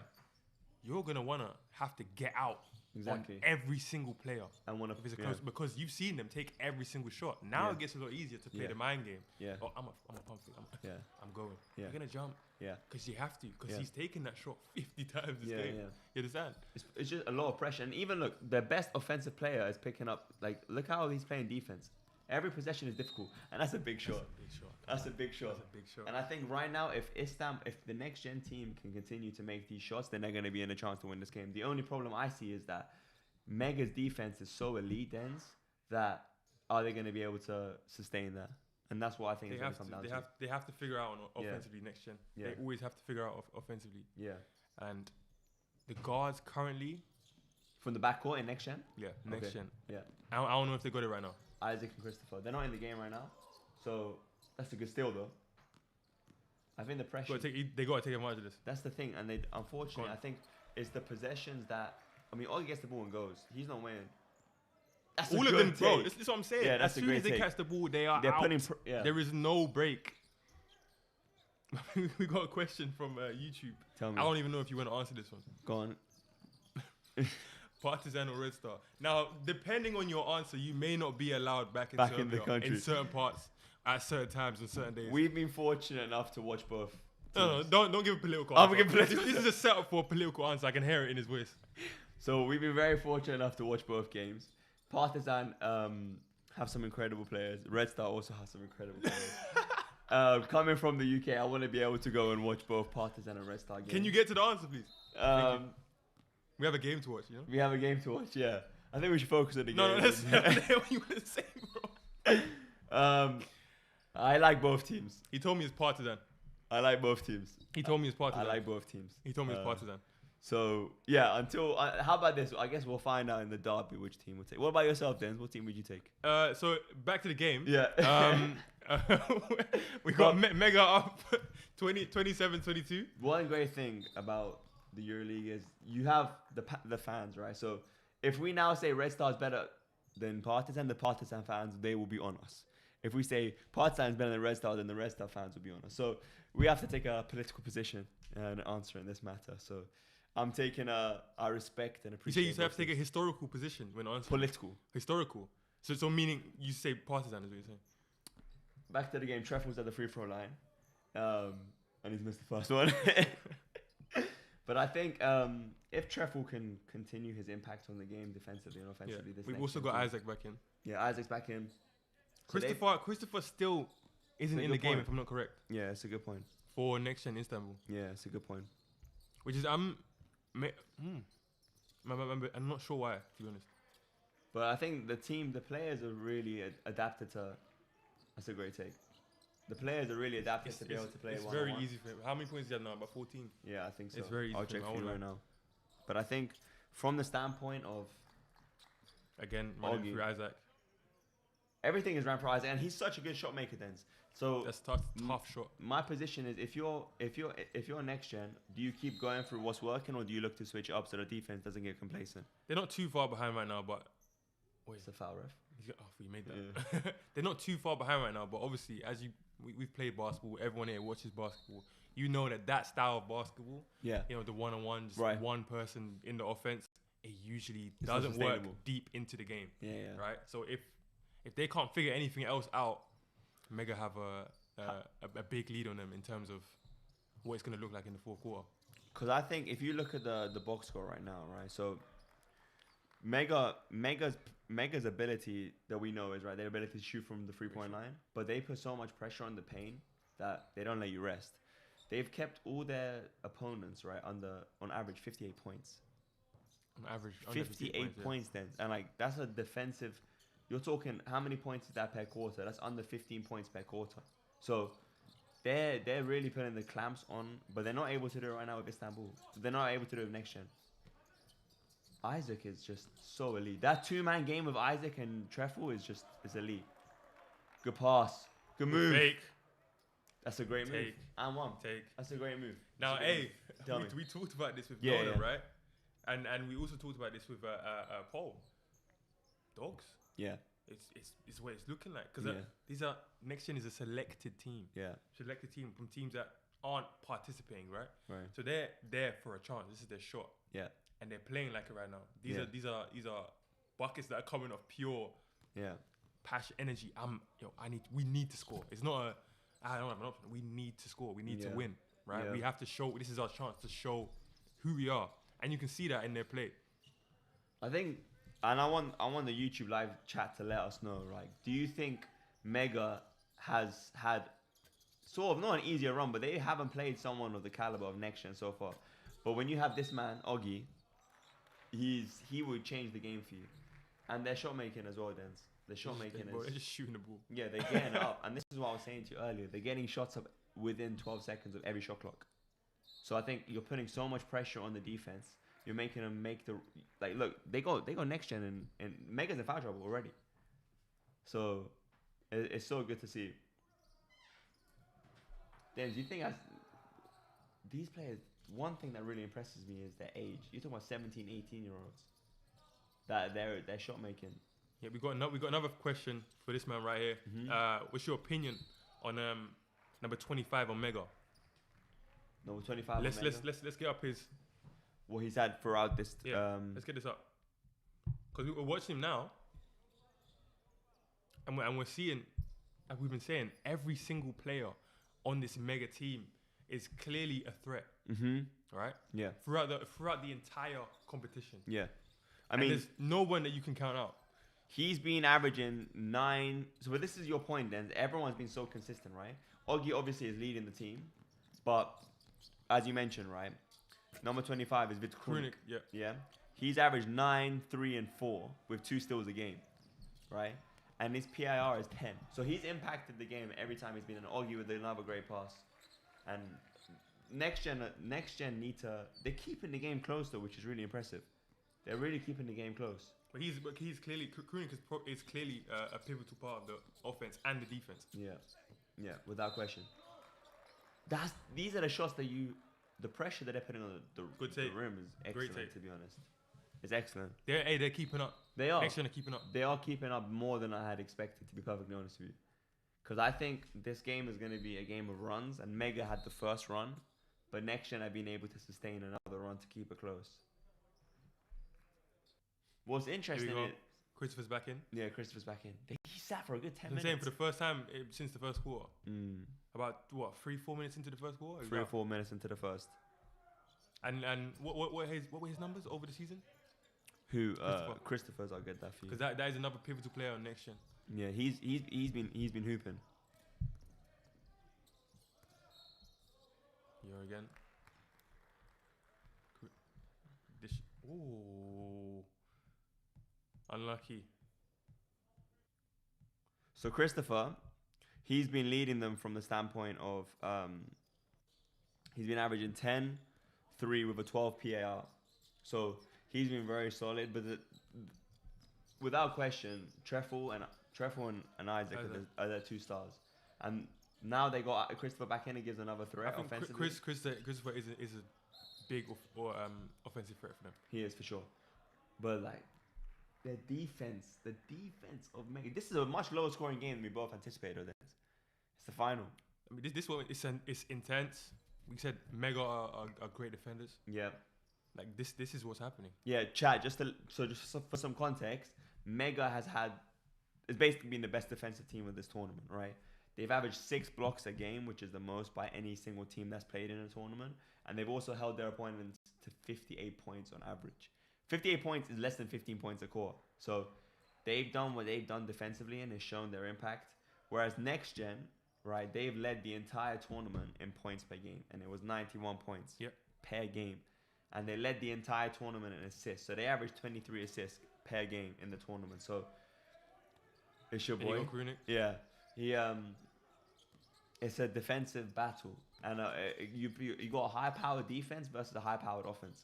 That's an open shot. You got to make that. You have to make that. But Treffel great rebound. Back out to Isaac and now to Christopher with the ball in his hand. So I think Treffel's impact is he's next gen's best player, and they are running everything through him.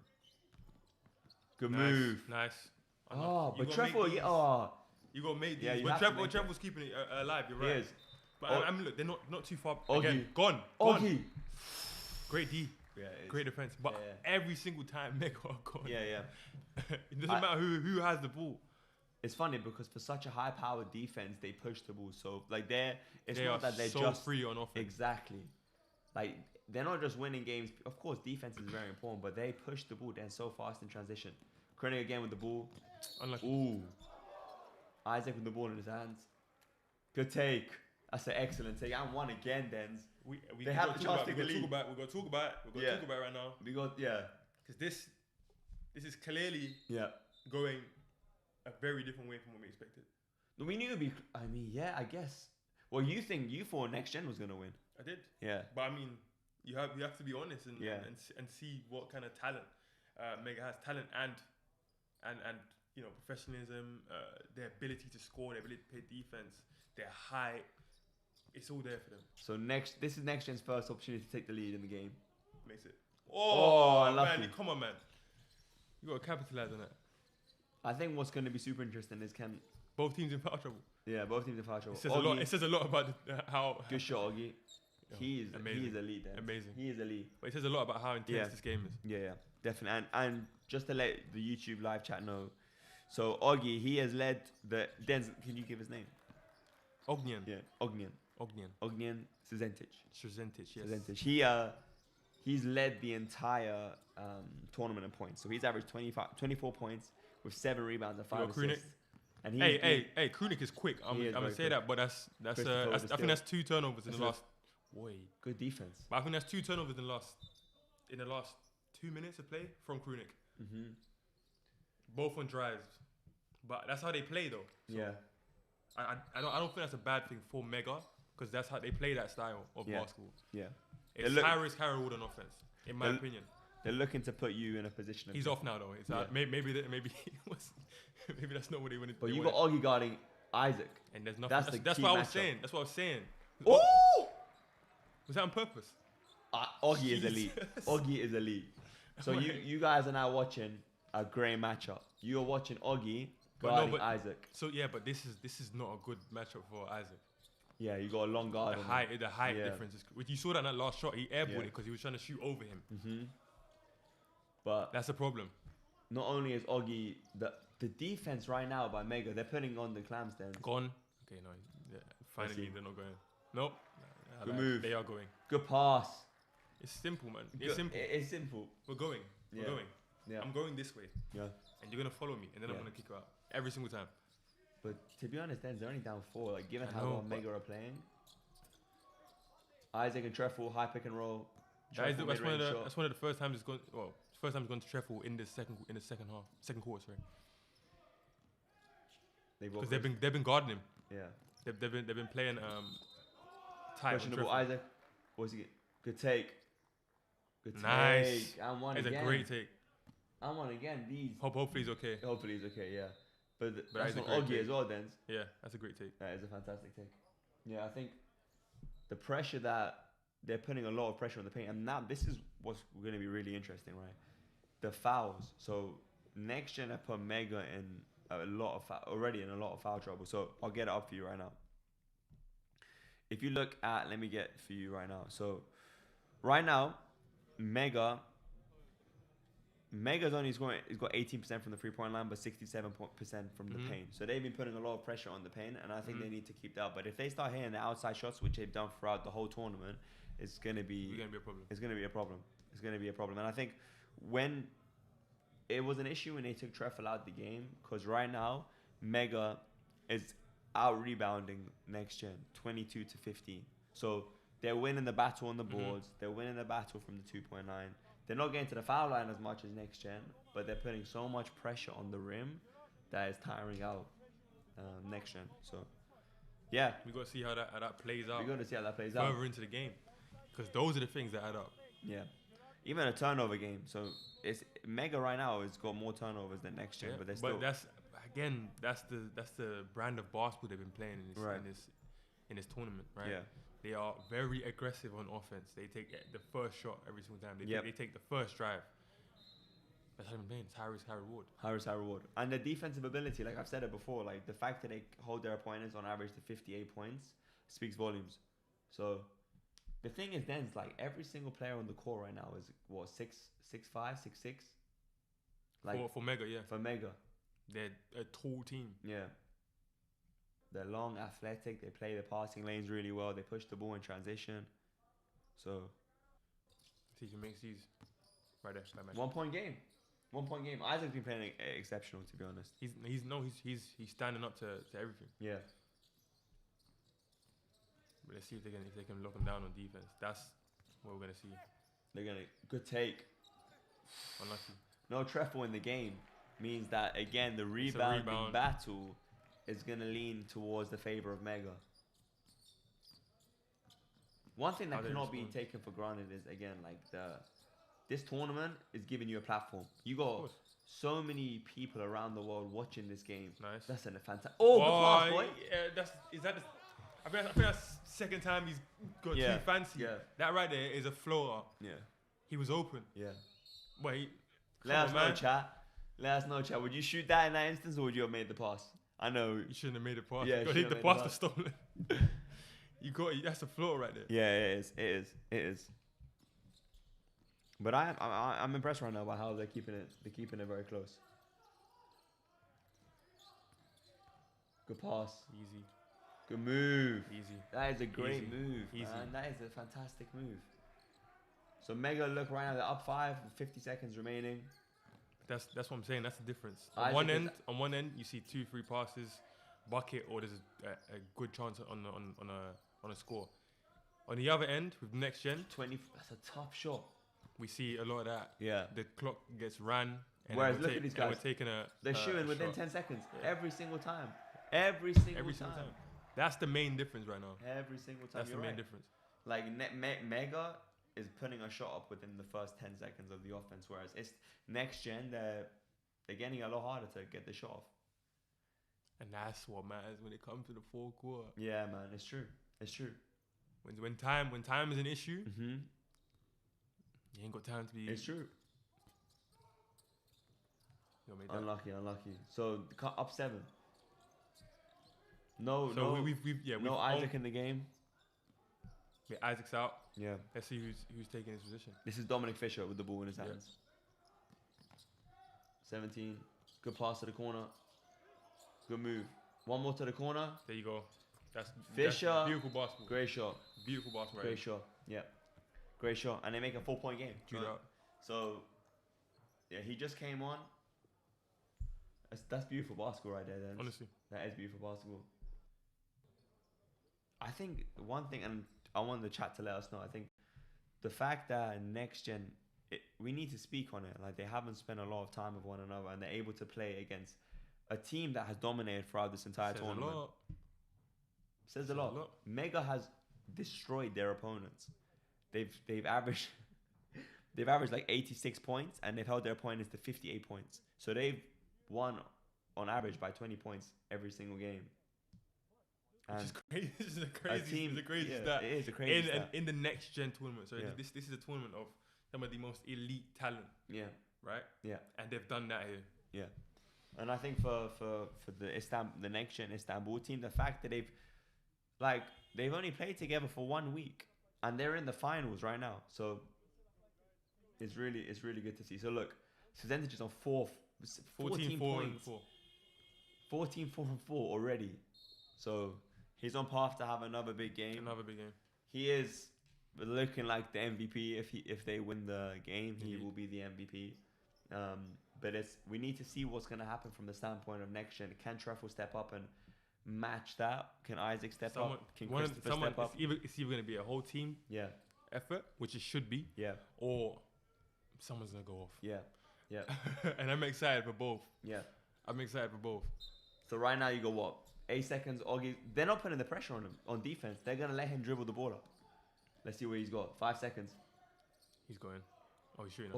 Good D. Great defense. That's what I was saying about Dominic, right? Yeah. Defensive pressure. Dominic, the pressure. The Gran Canaria game, he had at least in one stint he had two or three steals back to back. Yeah, I mean Dent, he's literally averaged 2.3 steals this entire tournament. So he's a great defender. They got the ball up. He needs to put up. Good shot, boy. Unlucky. So going into the half. In half time. Yeah, Mega's up 4. Yeah. We're gonna see if they're gonna come back, make it back NextGen team. Yeah. But we'll be back shortly for the second half.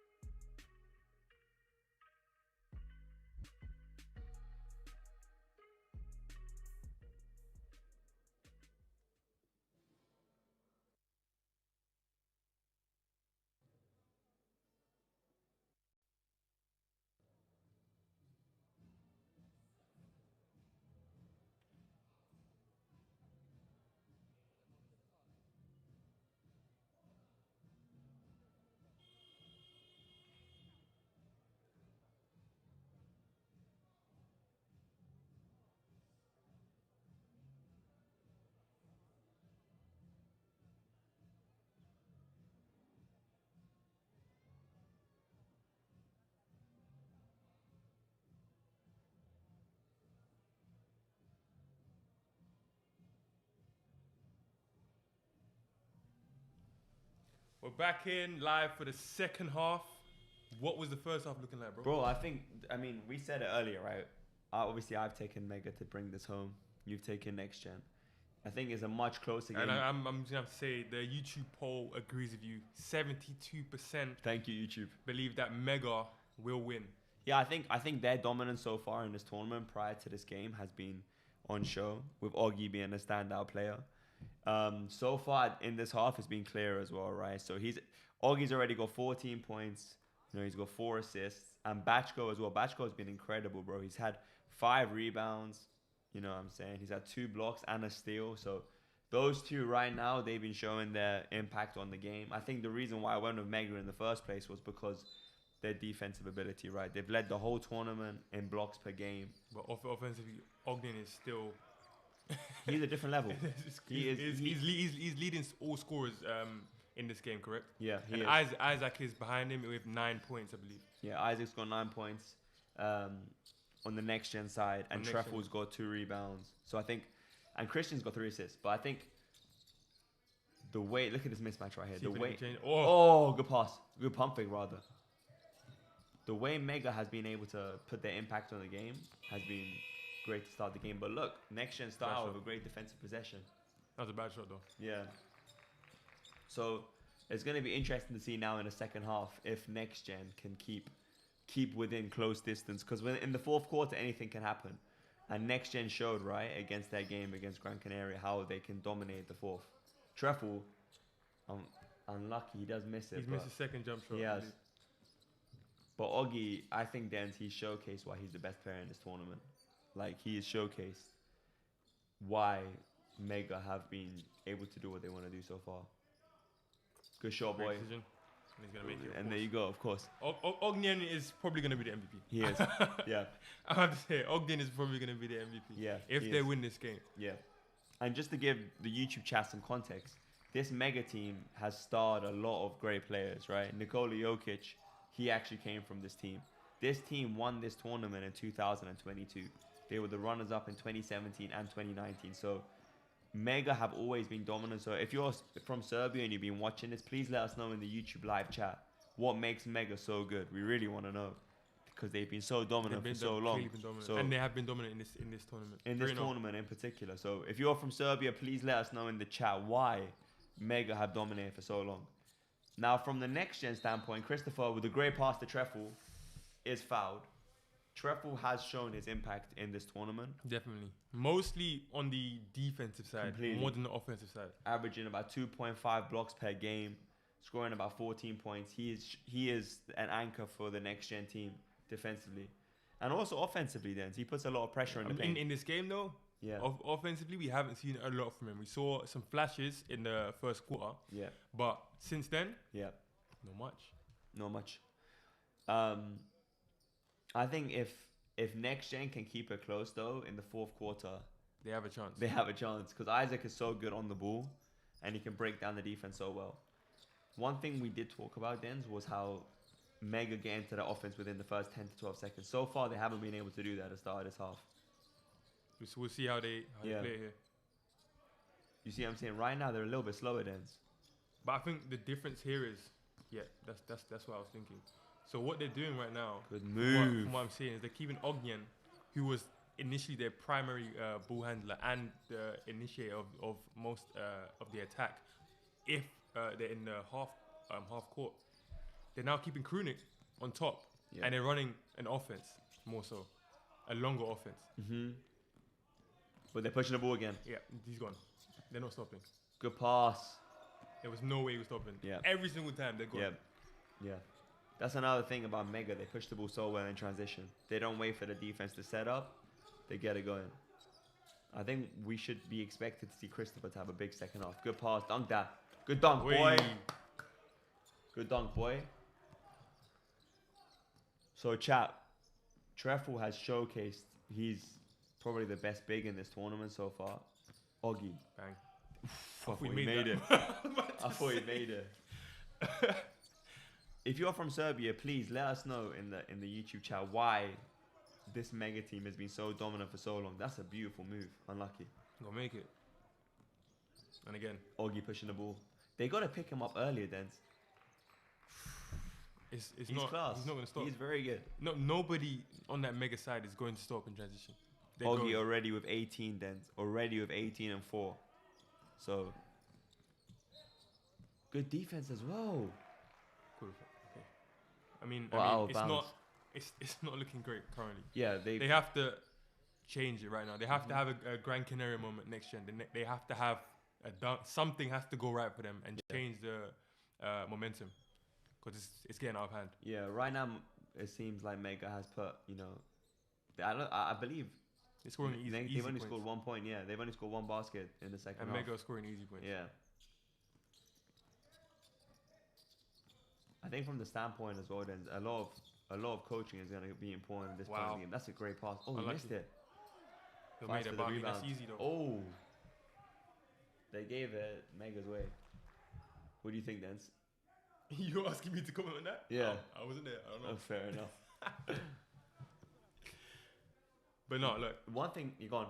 Mega are scoring easy buckets. Yeah, they are. And anyone who knows basketball, if you're scoring the easier points. Yeah, in the fourth quarter, it's going to be a lot easier. In the fourth quarter, it's going to be a lot easier for you if the game is close. Yeah. If. All good defense again. Great defense. And they push and the ball. Look, 4v2. 3v1. Yeah. Wide. Is that? Hey, that was a great. Number 14, right? Yeah. You saw it. We all saw that, right? Yeah. That's a smart play. It's a smart play. So for some more, the context is really important, I think. Did he get? No way. I'm sorry. Good shot, boy. Chat, let us know. Do you think that was an offensive foul? Did he get dropped or did he fall? Did he fall? Because that's the second time that's happened, and I don't know if I can keep saying. Good move. Good pass. Bang. The shot making is being showcased by. Oh, unlucky. I think I'm going to give some. I think it's important to also let Christopher try and get back into this game as well. I think Christopher for next gen, he's got in. He was in the first. That's quarter. A big shot. That is a wow. That's from downtown, boy. But Christopher was in the first quarter, right? Mm-hmm. Took him out. He came back in second, I believe, late in the second, and he hasn't shown much. Yeah. Offensively, I think what's happening is they're getting locked down by Mega. A lot of their guards, because again they are a very big team, Mega, and those guards are significantly smaller. Even on the guard end, their guards are bigger. So I think they're getting locked down. So everything's falling on Treffel. Yeah. Yeah, it's true. I think Treffel, he shows his size for the next gen, and I think the size of the guards on Mega, the next gen just aren't tall enough. They're just not tall enough. Like Dominic Fisher, Lucas Sanchez, these guards for next gen, they're quality guards, but they're a lot shorter. They're not getting easy shots at all. They're a lot shorter than the Mega players. They've all been having to make hard shots. Mm-hmm. And even dumping the ball into Treffel is getting hard as well. Yeah, because there's big bodies. So Treffel's not getting to play either. With all that being said, though, next gen's only down 4 points. So it's still a good game. It's still a very good game. They're fighting.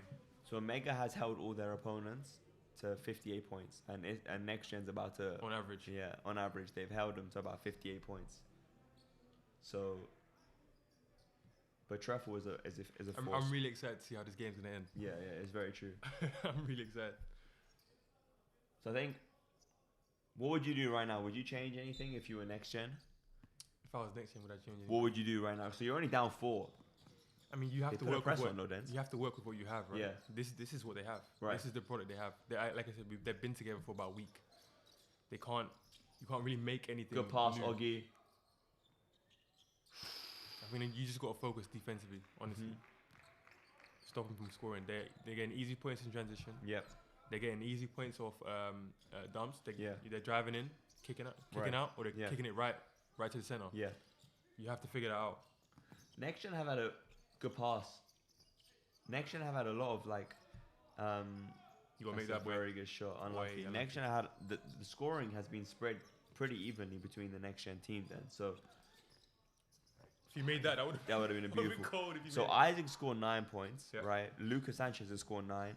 Stratos has also scored 9, and then Treffel's obviously leading the team with 11. So they've got a lot of equal distribution But when you look at the Mega side of things, you have Bako, who's scored 14. Bachko scored 14, but Oggy scored 18. So you've only got 2 players really that are leading the force from Mega side.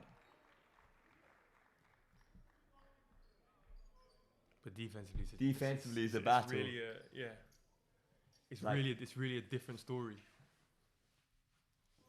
He's a great defender. I think it's going to be interesting in the fourth. They're still running the offense with Krunic instead of Ognian. Giving him his rest, I guess. Ooh, you got to put that in. But they're pushing the ball as well. They got to be more aggressive. What I'm saying, if Ognian's running the offense, from what I'm seeing so far, if Ognian's running the offense and he needs a kick out, he's kicking out as a free because they're collapsing a lot more. And on Krunic, what's happening is when they collapse, they're collapsing more towards from whoever's guarding him. So he's kicking it to the big. He's kicking it inside. Good move, Oggy. Another great move. Oggy is like, for everyone who hasn't seen this Mega team throughout the day 1 or day 2 of this tournament, Oggy has led the team and he's led the entire tournament in scoring. He's averaged 24 points, 7 rebounds, and 5 assists throughout this entire tournament. So he's showcasing why he's one of the best players, and that's a great block. Defense. Yeah, that's a great block. They called a foul? I think they called a foul, Dens. Let's see. Oh, on foul, on Ognian. Yeah. It's a good call. It is a good call, yeah. Only 4-point game. And this is why, bro, 3 minutes left. The chat, I know, Dens, can you let me know what the poll said? They said it was how many percent said 72% that? said Mega would win. 70? They've just taken out Treffel and Dominic, I believe. Yeah. So a lot of people believe, but to be honest though, Dens, like Sanchez has had a great first half and into the third. He scored 10 that points. big 3, right? Yeah, he had that big 3. He scored 10 points already. So Nafri brought him back within 4. The scoring distribution is good on the next gen team. It's very good. They're fighting, man. Second? No. But again, how easy are they scoring? I mean, that's what I want to see. Good pass, and that's a wait. This is Oggy so good at breaking the defense down. And like Dens, you make a great point. Mega are getting a lot easier baskets. Everyone on next gen points is a lot tougher. They're fighting for it. Contested mid. Unlucky. Good. Got to get the rebound though. But I'm saying they're fighting, man. They're fighting. And if Mega get complacent, it's going to be a problem. Who do you think is the best player on next gen? Ooh, that's a hard question. It's a hard question. I mean, Nolan told us earlier, right? There's about a couple good players. There's not one person you can name. But I think whoever. Ooh! They call travel. It looked nice. It looked nice. But yeah, there's not one person you can name. But I think that's travel. Yeah, it's a travel. Travel. Yeah. Whoever separates themselves in this game is that's the person. I think that's what it is. Great D. Great D. Good move. By yourself. So we actually have an answer. Are they going? Yeah, they're going. Unlucky. Yeah. We have an answer from the YouTube comments on your question. What makes Mega so dominant? I'm excited to hear it. The reason they're so dominant is because everybody on the team can shoot, dribble, and pass. They're making everyone on offense a menace. Right. But what makes them so good is their IQ. Every decision is just perfect. Wow. Thank you, YouTube chat. Thank you for that breakdown. Because like for us, we're seeing their dominance right now, right? And look at the kicking the ball into the corner for a wide open 3. We said the same thing, right? Yeah. Everybody is a threat on offense. Whoever's getting the ball after that kick out is shooting it, no matter who it is. From 5 to 1, right? They're shooting the ball. So when you get into the fourth quarter now, and you're gonna jump. They have to jump. Next gen have to jump if the game is close. Did the person who write that comment mention anything on coaching? No. Okay, so I think that's also pretty interesting. I mean that would be the reason why they play like that. They would have been coached to play like that, right? So exactly. That's just what it is. It shows the Serbian coaching way is elite, right? Treffel has shown his impact, guys. So if you're just tuning in now to the live stream, I will say though, I don't think every decision is perfect. I will say that. Of course not. From Mega, right? Which you can't have at all times. I think their offense is so effective, and like you said, it's like they're menaces, right? They're doing every single thing is with intent to attack, right? And I think it's a high risk, high reward way to play. We've seen it a few times. Krunic had about 2 turnovers in like 2 minutes in the second quarter from that, because he's like, okay, it's a drive, I'm driving. And then he got there and it was locked down. He had nowhere to kick a 2 turnover. Happened a couple of times. But on the other end, they are so drilled that more often than not, they are making the right choice, even in those high pressure situations. They're making that if the shot's a bit hard, they're making it. When they get the kick, they're making it. So these are the things that are making them clearly so dominant. I'm going to give some stats. So right now, NextGen are averaging more turnovers. Sorry, they've allowed for more turnovers, right? They've had less rebounds, and their 3-point percentage is worse. Their 2-point percentage is worse. So right now, it's looking quite tough for NextGen. Now look at Mega. Mega is now look like they're in the zone then. Pushing the ball transition. I think now being up 8, they can. Would you slow the game down, or would you keep the foot on the gas? No. Which one would you do? I think we've seen with the Gran Canaria game. NextGen is not a team where you let the foot off the gas. That's wow, a tough shot. Wow, he's so good. Ognian is insane. He's great, guys. Like he's gonna be the best player. If he's gonna be the MVP if Mega win this. Good pass. But he missed the zone. They're playing a great zone right now. Foul called. I think Ognian, he's showcasing himself to be the best player in this tournament. As he has been, yeah. And how many years ago right now? Is that like 20? Ognian, I'll get that for you. Yeah, he's 20. Yeah, he's 20 in the third 22 quarter. 22 in the third quarter. Yeah, he's averaged 24, 7, and 5 throughout this tournament. My lord. Even that, forcing that is amazing. So guys, I think for those just tuning in, Mega has been the best defensive team of this entire tournament, right, Dens? Yeah. They've averaged 6 blocks per game. They've held their opponents on average to 58 points. So they've really put the clamps on the NextGen, on all the players in this tournament. And they full court press. Like that's one thing if I was NextGen, I would put a lot more pressure on the inbound, which they're doing now. Yeah. As you mentioned. What we're seeing is high pick and roll, bro. The system is beautiful. It's generally I'm like in awe watching it because you should have made that, but it was so easy. What they created was so easy. We have another YouTube poll, by the way. Yeah. What player had the highest 3-point shooting from both sides coming into this game? Coming into this game. What's your guess? I would say. That's a great question. What's your guess? I would say between Isaac or Oggy, but I'm gonna go between Ognian or and Isaac. Yeah, is what you think. I think. Right. Is there someone else? Who you going with though? You got to choose one. I would go with Isaac. Isaac? Okay, it's not. It's Oggy? It's not. It's Christopher. The poll. It's not. No. Who is it? So, the top answer in the poll was Ognian. Okay. Right. So I'm thinking like a normal person. That he got 61% of the votes. Okay. And rightly so. The correct answer is Pavle Bachko. Wow. Now the reason is he's taken 3 3-pointers and he's made 2. So he's on 67%. So he's got 66%. Yeah. So he has the highest. Good pass. Behind the back. After 3, you got to hit that. But yeah, that's why. Oh. Otherwise, I believe it would have been Ognian. Okay. He's taken 19 3-pointers and he's made 9. So he has 47%. 47.4%. 47. Ogden, yeah. That's coming into this game, which is insane. On 19 attempts. We're here, man. He's here. Yeah, he's here. I mean, NextGen I found it pretty difficult to score. I think they've only scored 13 points in this quarter. This is what we're saying. Getting later in the game. Yeah. There's only so many times you can improvise a bucket. You know. You can't keep making it up. Yeah. It's obvious on Mega. They know how they want to score. It's very clear. And for the audience watching, this NextGen team, missed both. For this NextGen team, they've only been together for 4 or 5 days. They haven't had enough time to build too much chemistry, but they're playing well. They literally made it to the finals. So, 5 seconds Play left. through that, man. Good move. Foul. Yeah, it's a foul. He got annoyed.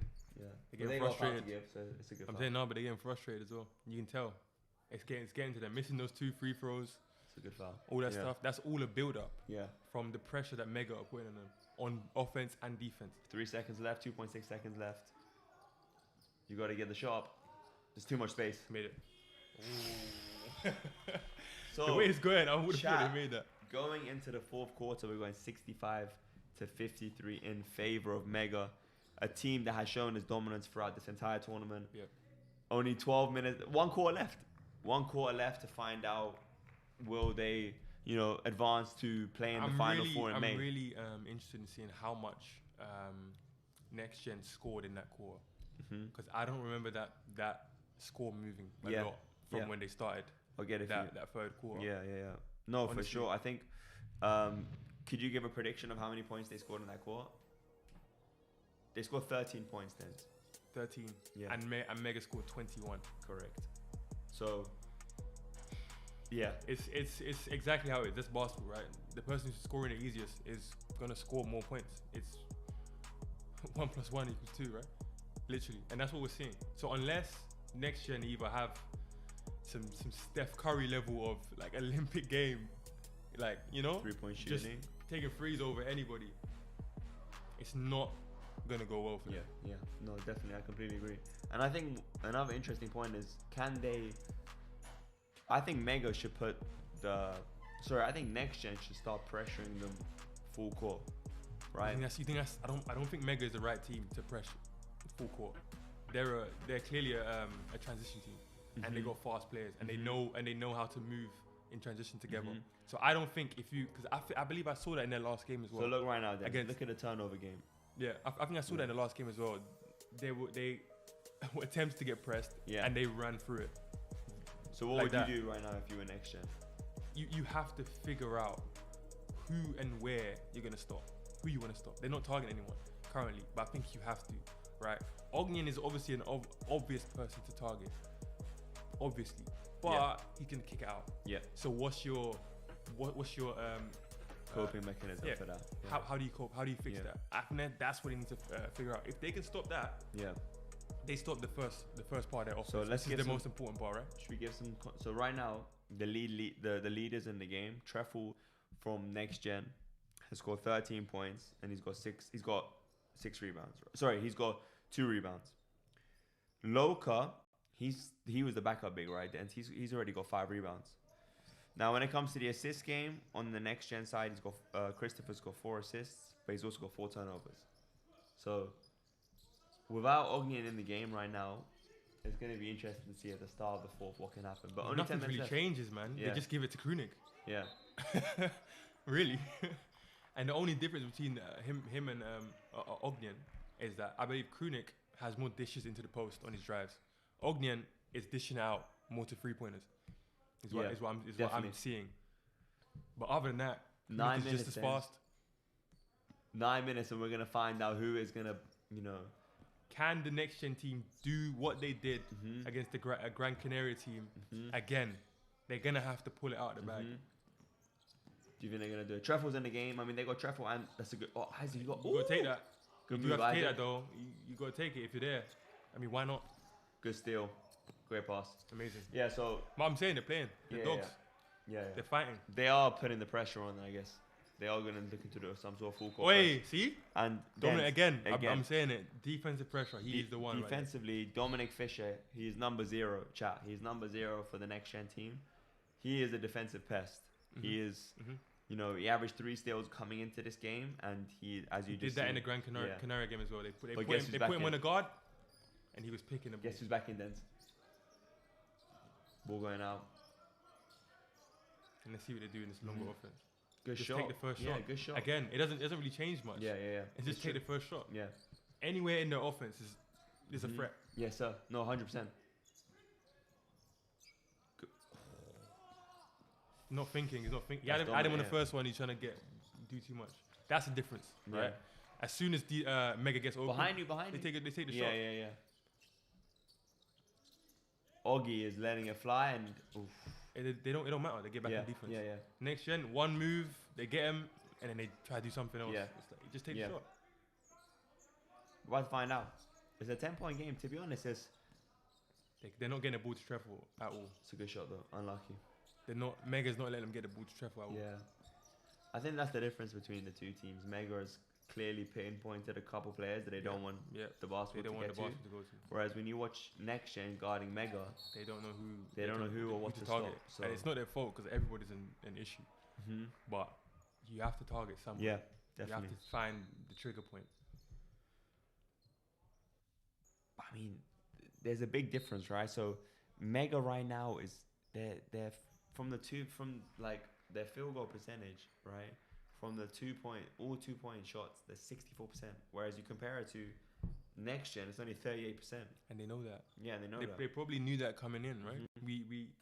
We've seen Treffel being that dominant force in the post, right? So they're if you watch when they get that switch, the big does not come up. No way. On Mega, he's staying down. He's not completely committing to Treffel, but he's staying back a lot more further back than what he'd regularly do.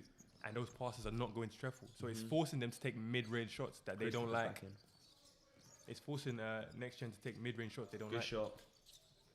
Yeah, that's exactly what you just said. And that happened right there. Yeah. And they're not making him, so they're not confident in him. Good pass. To the corner. Ooh. He's still going to make it. He should have went to the corner. Yeah, because they're so drilled. They are. Yeah, they are. Mega are super impressive guys. I think, as we just said, we got a comment from the live chat. Figure out how. Here you go. Yeah, see that. Ognian, he came up and filled the middle. So they couldn't give it to Treffel. Oh wow, that is a shot. That's a big shot. It's a great shot. And this is what we were saying earlier to the YouTube chat, like who's gonna step up in this game? So Isaac for NextGen. Isaac and Treffel have both had an incredible game. But they need someone else to step up right now. Good D. Good defense. Good D. Treffel's impact, like this is why I believe that Treffel being in the game helps NextGen a lot. But now NextGen needs to go on a run, Dens. They need to go on a run. Ognian has a 27 PIR. And Batchko is 24 PIR. I mean, these guys are performing. They are. They are. Like at the end of the day, like this is what's happening. They're performing. Yeah, like it's really impressive to see like what they're able to do. I think I'm gonna let you know right now. So look, if you look at, I'm gonna get the stats for you right now for what's going on. So like we said, Augie's got 22 points and he's got 6 assists. Yeah. So he's showing why he's elite. See if they can figure out Christopher's back in and he's going straight to the hole. Oh, you gotta make that. Unlucky, man. But that's what they need. They need more of that. They need to put some pressure on the You have to. You have to make something happen. Mega slowing it down a little bit though. Oh no, for sure. I love this Augie. Taking that. Augie oh my god. Elite. We said this earlier, chat. Coming in, he's been. But you know what? Super aggressive, and he's just showcasing why he's the best player in this tournament. They've run that play about 3 or 4 times, and he's open every time. No, but he didn't shoot it. He shot it one other time. Yeah. Right. The other time one time he fumbled it, passed it. The other time he's giving it out. But you have to, as NextGen, you have to see that, right? You have to know he's going there and he's probably gonna shoot it. You have to get out there. Whether that's a switch, I don't know. You gotta figure it out though. Nice. On the floor. You gotta be aggressive. They counted it. It's on the floor. Yeah. They counted it. Yeah, they counted it. You gotta be aggressive. They haven't got time. You haven't got time. And you just gotta focus defensively on figuring out how to stop him. Offensively, you have not got time. You just have to go and try and get a bucket. Make something change, right? Like in the Gran Canaria game. I just don't think that. You don't think it's gonna happen? I think offensively, NextGen just do not have enough to. Well, what we've been saying all game, right? Yeah. The team that's scoring easier. Yeah. When it comes to the fourth quarter, you're going to probably pull away. You're going to pull away, and I think a lot of factors go into that. I think one important factor is the fact that, these NextGen players have only been together for like 5 days. They're not a team with the best chemistry compared to Mega. But Mega are putting on a class performance. Getting to the free throw line where it needs to be. making the right pass, and 100%. defensively. And you see it in next gen's faces as well. It's getting to them.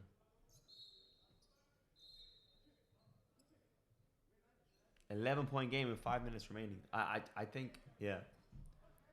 What would you say? Yeah.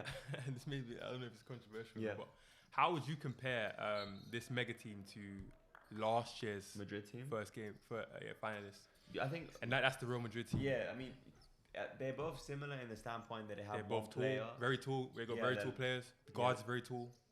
Yeah, they're both very long. They're both very aggressive. Yeah. I think they're both similar in the standpoint they had a go-to sort of guy when it came to the crunch time. Obviously, you have Oggy, and then you have Hugo Gonzalez for the Madrid team.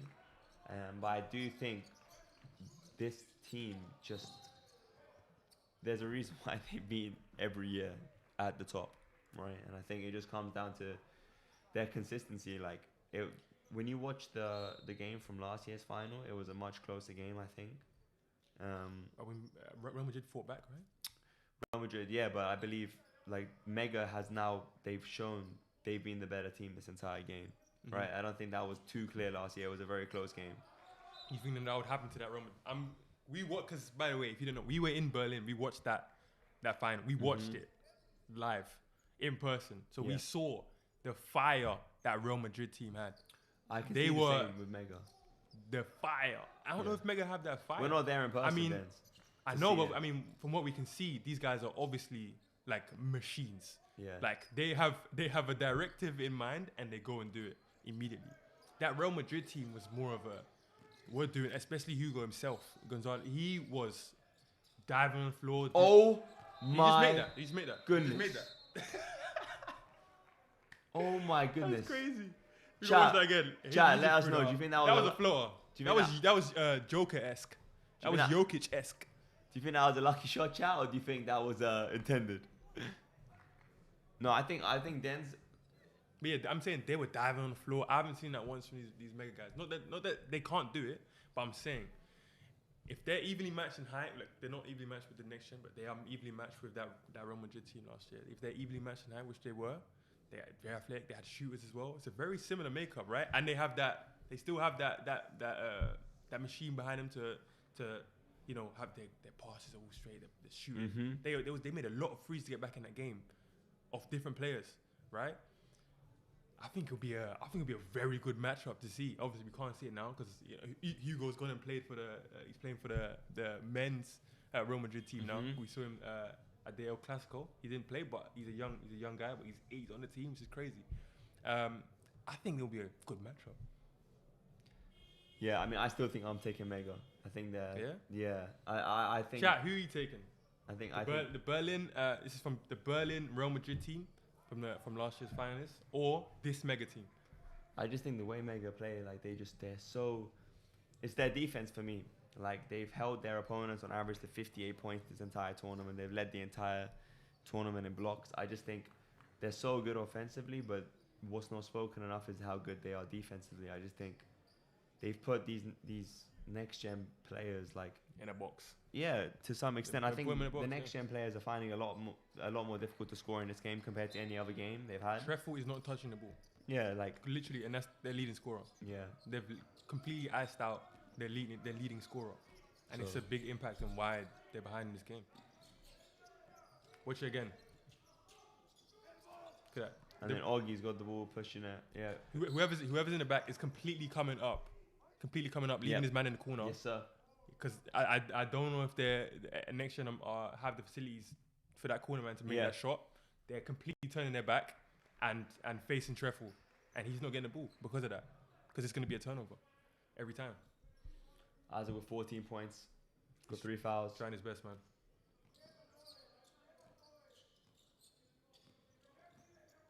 That's why I chose Mega to win this. Then I think they've been incredible like this whole tournament. They haven't really shown any signs of weakness, and I think it's showcasing right now. It's happening again. It's showcasing. You are correct in that. It also these fouls are gonna hurt him when they're adding up, and it's those small ones that you're like, I don't know if that was a foul in your head, and then you don't. That one time you don't reach. Good shot, boy. You don't commit as much. It happens. It gets to you, man.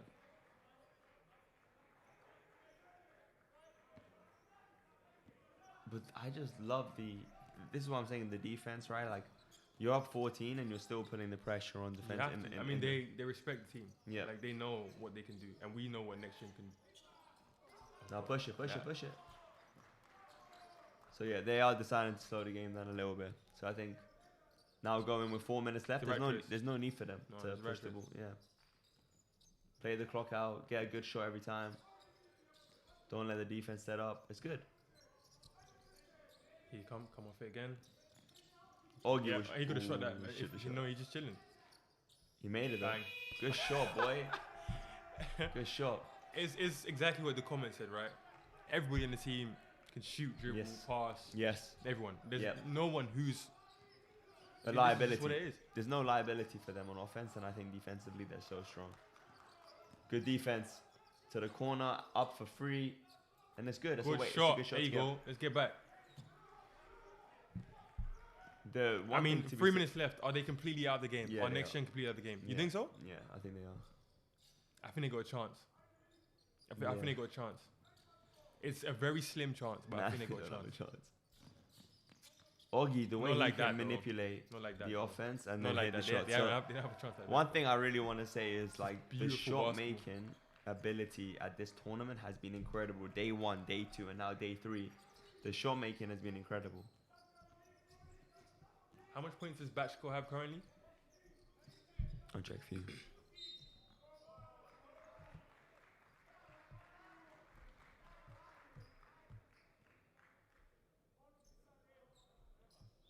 They're still going hard on defense.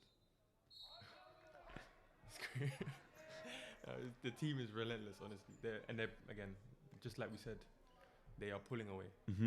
Now in 4th because it's easier to score for them. NextGen are getting tired.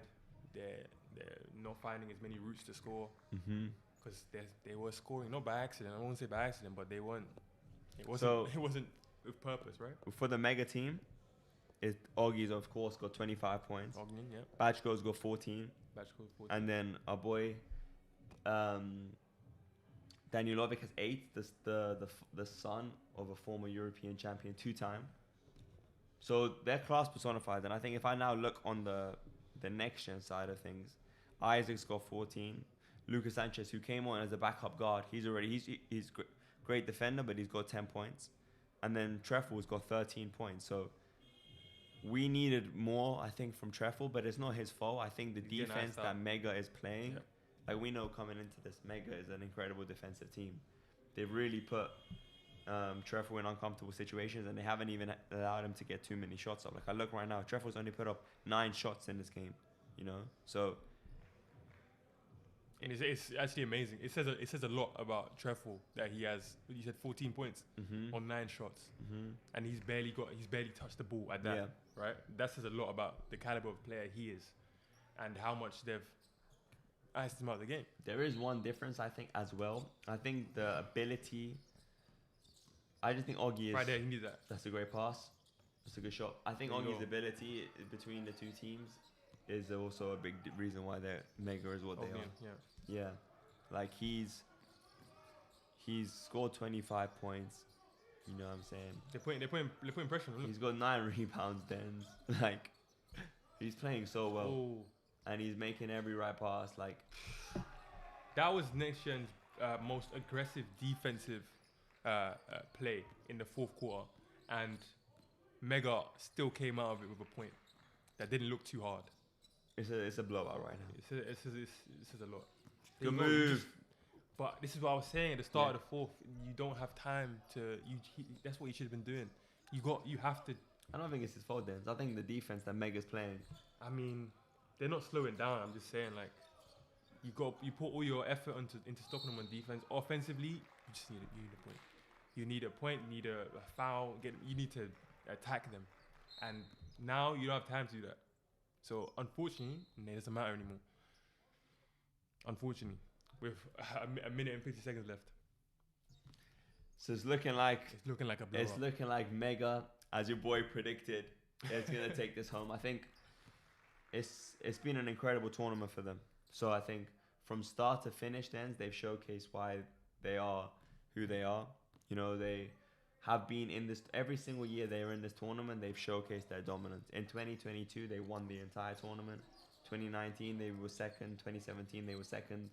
This year, they are booking their ticket. You know, they're going to be at the Final Four in May, and I think that's a good shot. That's a good shot, but it's looking like Mega. That's a desperation shot right there. But I mean, they are in a desperate situation. Yeah. That's their ball, right? Good D. Good D. There you go. But that pressure should have been coming at the start of the fourth. The pressure they're putting on now in the half. But I think it may be too little, too late. Maybe it's over. Yeah, I think it may be too little, too late because that's what they should have been doing. Yep. But I just think this tournament, Dens, I think as a whole, it is. And you know, Mega doing it right back. Yeah, I think it's incredible to see that, you know, players at this age are able to showcase their abilities, you know, against some of the best players in the world. I think we need to give as much credit as we can to the next gen team. You know what I mean? I think they've only... There you go. Look at that. That's the intensity they needed to have at the start of fourth. They've only... but I think... Yeah. This is the this is the intention they needed to have. They don't have it. It's too late now to have it. But it's also like if they are holding the ball, I think is one thing to notice. They're holding the ball now because they're up 20. Yeah. But if at the start of the fourth they were up what was it like? No, but I'm saying if they pressured them earlier, then they would have just broken them down, which they're doing now. But they're just not shooting because they're holding onto the ball. For sure. You're not wrong. You're not wrong. But I think I'm just mean the level of intensity, not particularly like pressing at half, but like just being intense on defense like that. So that's gonna come. What an incredible it's been 3 days. Firstly, it's been an incredible showing. The next gen tournament. I think it's been an incredible event, an incredible tournament. Showcased the best young players. Mega has showcased why they are the best team. You know, at the first Istanbul Next Gen tournament. They've pretty much coasted through the entire thing. But we're going to see. So there That's 4-0, right? There's 3 more qualifiers, right? So you got the ANGE Munich, as well as Belgrade. So that's going to wrap it up. 10 seconds left. Mega have showcased why they are the best team in this tournament. Behind. I mean, they stopped a little early. But he threw the ball away with 10 seconds left, so that Mega get the ball back. Oggy, bro, what an incredible player! You know he's gonna end the game. He deserves his full name right now. I'm gonna give you Dens. I'm gonna give you his stats. His full name, I'm gonna give you his stats of the game, right? Give me 1 second. Let me. He deserves his full name right now. Ognjen Szentic. Huh? Ognjen. Yeah. Szentic. Yeah. He. I'm gonna give you his breakdown of what a game. An amazing game. What a game. 87-70. Your Istanbul ANG champions. First place game does go to Mega, as your boy predicted. One incredible event, one incredible tournament, Dens. It's been amazing, honestly. It's been an incredible... We saw 2 teams with dominating performances throughout. 3-0, both of them. They matched up here. And somehow... Somehow, Mega went even further. Yep. As if they were holding back in the other games. So which is a crazy thought. Look, so right here, 25, 10, and 4 for Ognjen. He's an incredible player. He will win the MVP, you know, of this tournament. And look at the energy. Look how happy they are. Like, this is incredible. Now they booked their ticket to the Final Four in May. So what an incredible achievement for this Mega team. Like I said, they've been dominant. We want to give our massive congratulations to Next Gen team as well, Dens, right? Amazing. They've only been together for 5 days. They also had a 3-0 record before this game. Yeah. So we got to give them that credit. And I think it's incredible to see them compete, get to the final. Unfortunately, they couldn't be a team in Mega as they've only been together for not that long. Any last thoughts, Dens, before we come to closing this up? Any last thoughts? Any last remarks? That scoreline is... Yeah, it's a very impressive. Wow. Yeah. Like, I'm looking at it now, and we did predict this from what we saw during the game. Yeah. It was way too easy. Yeah. It was way too easy for Mega to score. Okay. And it was way too hard for in the next gen team to score. Yeah. And when you get to the fourth, that is what differentiates everything. I think when you need it, because when they came in third, fourth, Yeah. they needed buckets. Yeah. You can't pull out of thin air. No, you can't. You really can't. And I think the context is super important for this game, because we had a conversation earlier on the Mega's defensive ability, and I'm going to keep mentioning it. They're not just. Of course, Ognian is an incredible player, right? And they have a couple. Yeah. Everyone on this team. They have an incredible team, but their defense, they hold their opponents on average to 58 points. They held this this next gen team averaged 91 points. They had scored the most points in this tournament. Mm-hmm. They averaged the most points. Yet they come across Mega, and how many points are they able to score? 70 points. 70, yeah. They were averaging 91 points, and they come across Mega and they only scored 20. They scored 70. That's 20 points less. So Mega's defensive ability is why they're going to be favorites, obviously, going into the Final Four. A chance to win this ANGE tournament of 2025. So I was super impressed by them because, like you said, Denz, they look to push the ball and they made the right play every single time. It's very difficult for a team that has 3 or 4 star players to every single time down the court you make the right play. There's no ego. Not that they did do it every single time, but like they were clearly the better team. Look how beautiful them trophies are. Silverware, come on now. Looking we really know a nice. little bit about that, do we? But do we know a little bit about this winning some stuff? Yes, sir. No, we don't. No, we don't. See, I call him. No, yeah, we do. Is it Not one us. silver? Not us. Oh, I'm thinking of the UK. Hey, UK, we don't really win stuff, man. We don't really win stuff. So seeing this is actually amazing, honestly. Maybe one day we get a UK team in there. Look at it. No, I think also the camaraderie that this mega team has is nice to see, and I think, again, let's give our credit and our celebrations to Next Gen team. They are a select team, so they've been selected by Adidas from teams that aren't participating in the Next Gen tournament. Mm-hmm.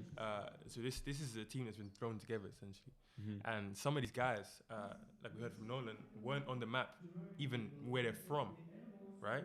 They came into this tournament and they're making a name for themselves. We've seen in past years players like Noah Traore, making a name for themselves in the tournament. Whether they were somewhat known where they're from. He was from France, but now he's a projected draft pick. Yeah. Not that he wasn't that good. It's the same player. It's the same player. They just got an opportunity to show what they're about and what they can do. Yeah. And again, even in this loss for the Next Gen team, even in the loss, no matter how bad it was, they have players on that team who will now probably be going to colleges in America, D1, getting scholarships, playing for different EuroLeague teams, etc., off the fact that they played in this tournament. Yeah, and I like now we're literally seeing the all tournament team. We're getting players from all the teams that competed. This is the best team. This is basically the best 5 throughout the tournament. So there was a lot of good players at this tournament. There was a lot of good talent, but I think, like you mentioned, Denz, the importance of it is you get all the best players in the best room, on the best court going at it, and that's only going to develop the talent to be even better. European basketball, as a whole. As a whole, right? As a whole. Onion right now, of course, joining. He's without question going to win the MVP. He's an incredible player. I think he is one to remember for the future. I think we need to all keep an eye on him, because I think when it comes to the Final Four, he's gonna make some more noise. He's gonna make some more noise, and hopefully Mega can bring it out. Yeah. 100%. I don't doubt that. Is there anything you would say? I mean, Treffel made the team as well. What another incredible player. He averaged 4. You know what I'm saying? Averaged 14 points. Bro, how tall is he, bro? He's like a giant. He's a giant. He 14 points, 8 rebounds. He had he was averaging 3 blocks. He was the best player on this Next Gen team. Unfortunately, they couldn't win it. But yeah, man, it's so good to see, to be honest. Another player. Yeah. It's no, honestly. It's a lot. Yeah, it does. It's a lot. Yeah, it does. I was not Trefl's size. Yeah. 17. Yeah. Forget the height. He's also like Yeah. Yeah. Bro. No, so yeah. I think I'm about to have the MVP announced after this. After this, yeah. After this. Batch Who do going. you think it's gonna be? Who do I think? Yeah, who do you think it's gonna be? I mean, of course, it's gonna be on Oggy, bro. He's been incredible. Like Ognian is Suzentic. gonna be Yeah, he's gonna. I mean, bro, he's an incredible player. Ognian is probably gonna be the MVP. He will be in the my MVP. opinion. Yeah, of course. Who else could it be? If it's not him, who could it be? Yeah, Batchko. Yeah, Batchko will be set because they won. It will be one of those two, but it will be because he's an incredible tournament. You know, who's by far showcased why within this crop of talent he still separated himself. Then, you know, he is. You know, at this tournament he was by far the best player. So, yeah, there you go. There you go. MVP. There you go. It's great. Ognian Suzentic is the MVP. And I think it was pretty obvious to anybody watching. No, definitely. He came into this averaging, 20. Clearly. Clearly showcasing why he's the best. 24, 7, and 5 before the final game. Yep. Came into the final game, and I'll get you, just consistent, all in all, player. So, just wanna. I think Den's we've been very fortunate enough to now watch this young crop. We're very fortunate enough to interview. And you never know where these guys are gonna end up. Yeah.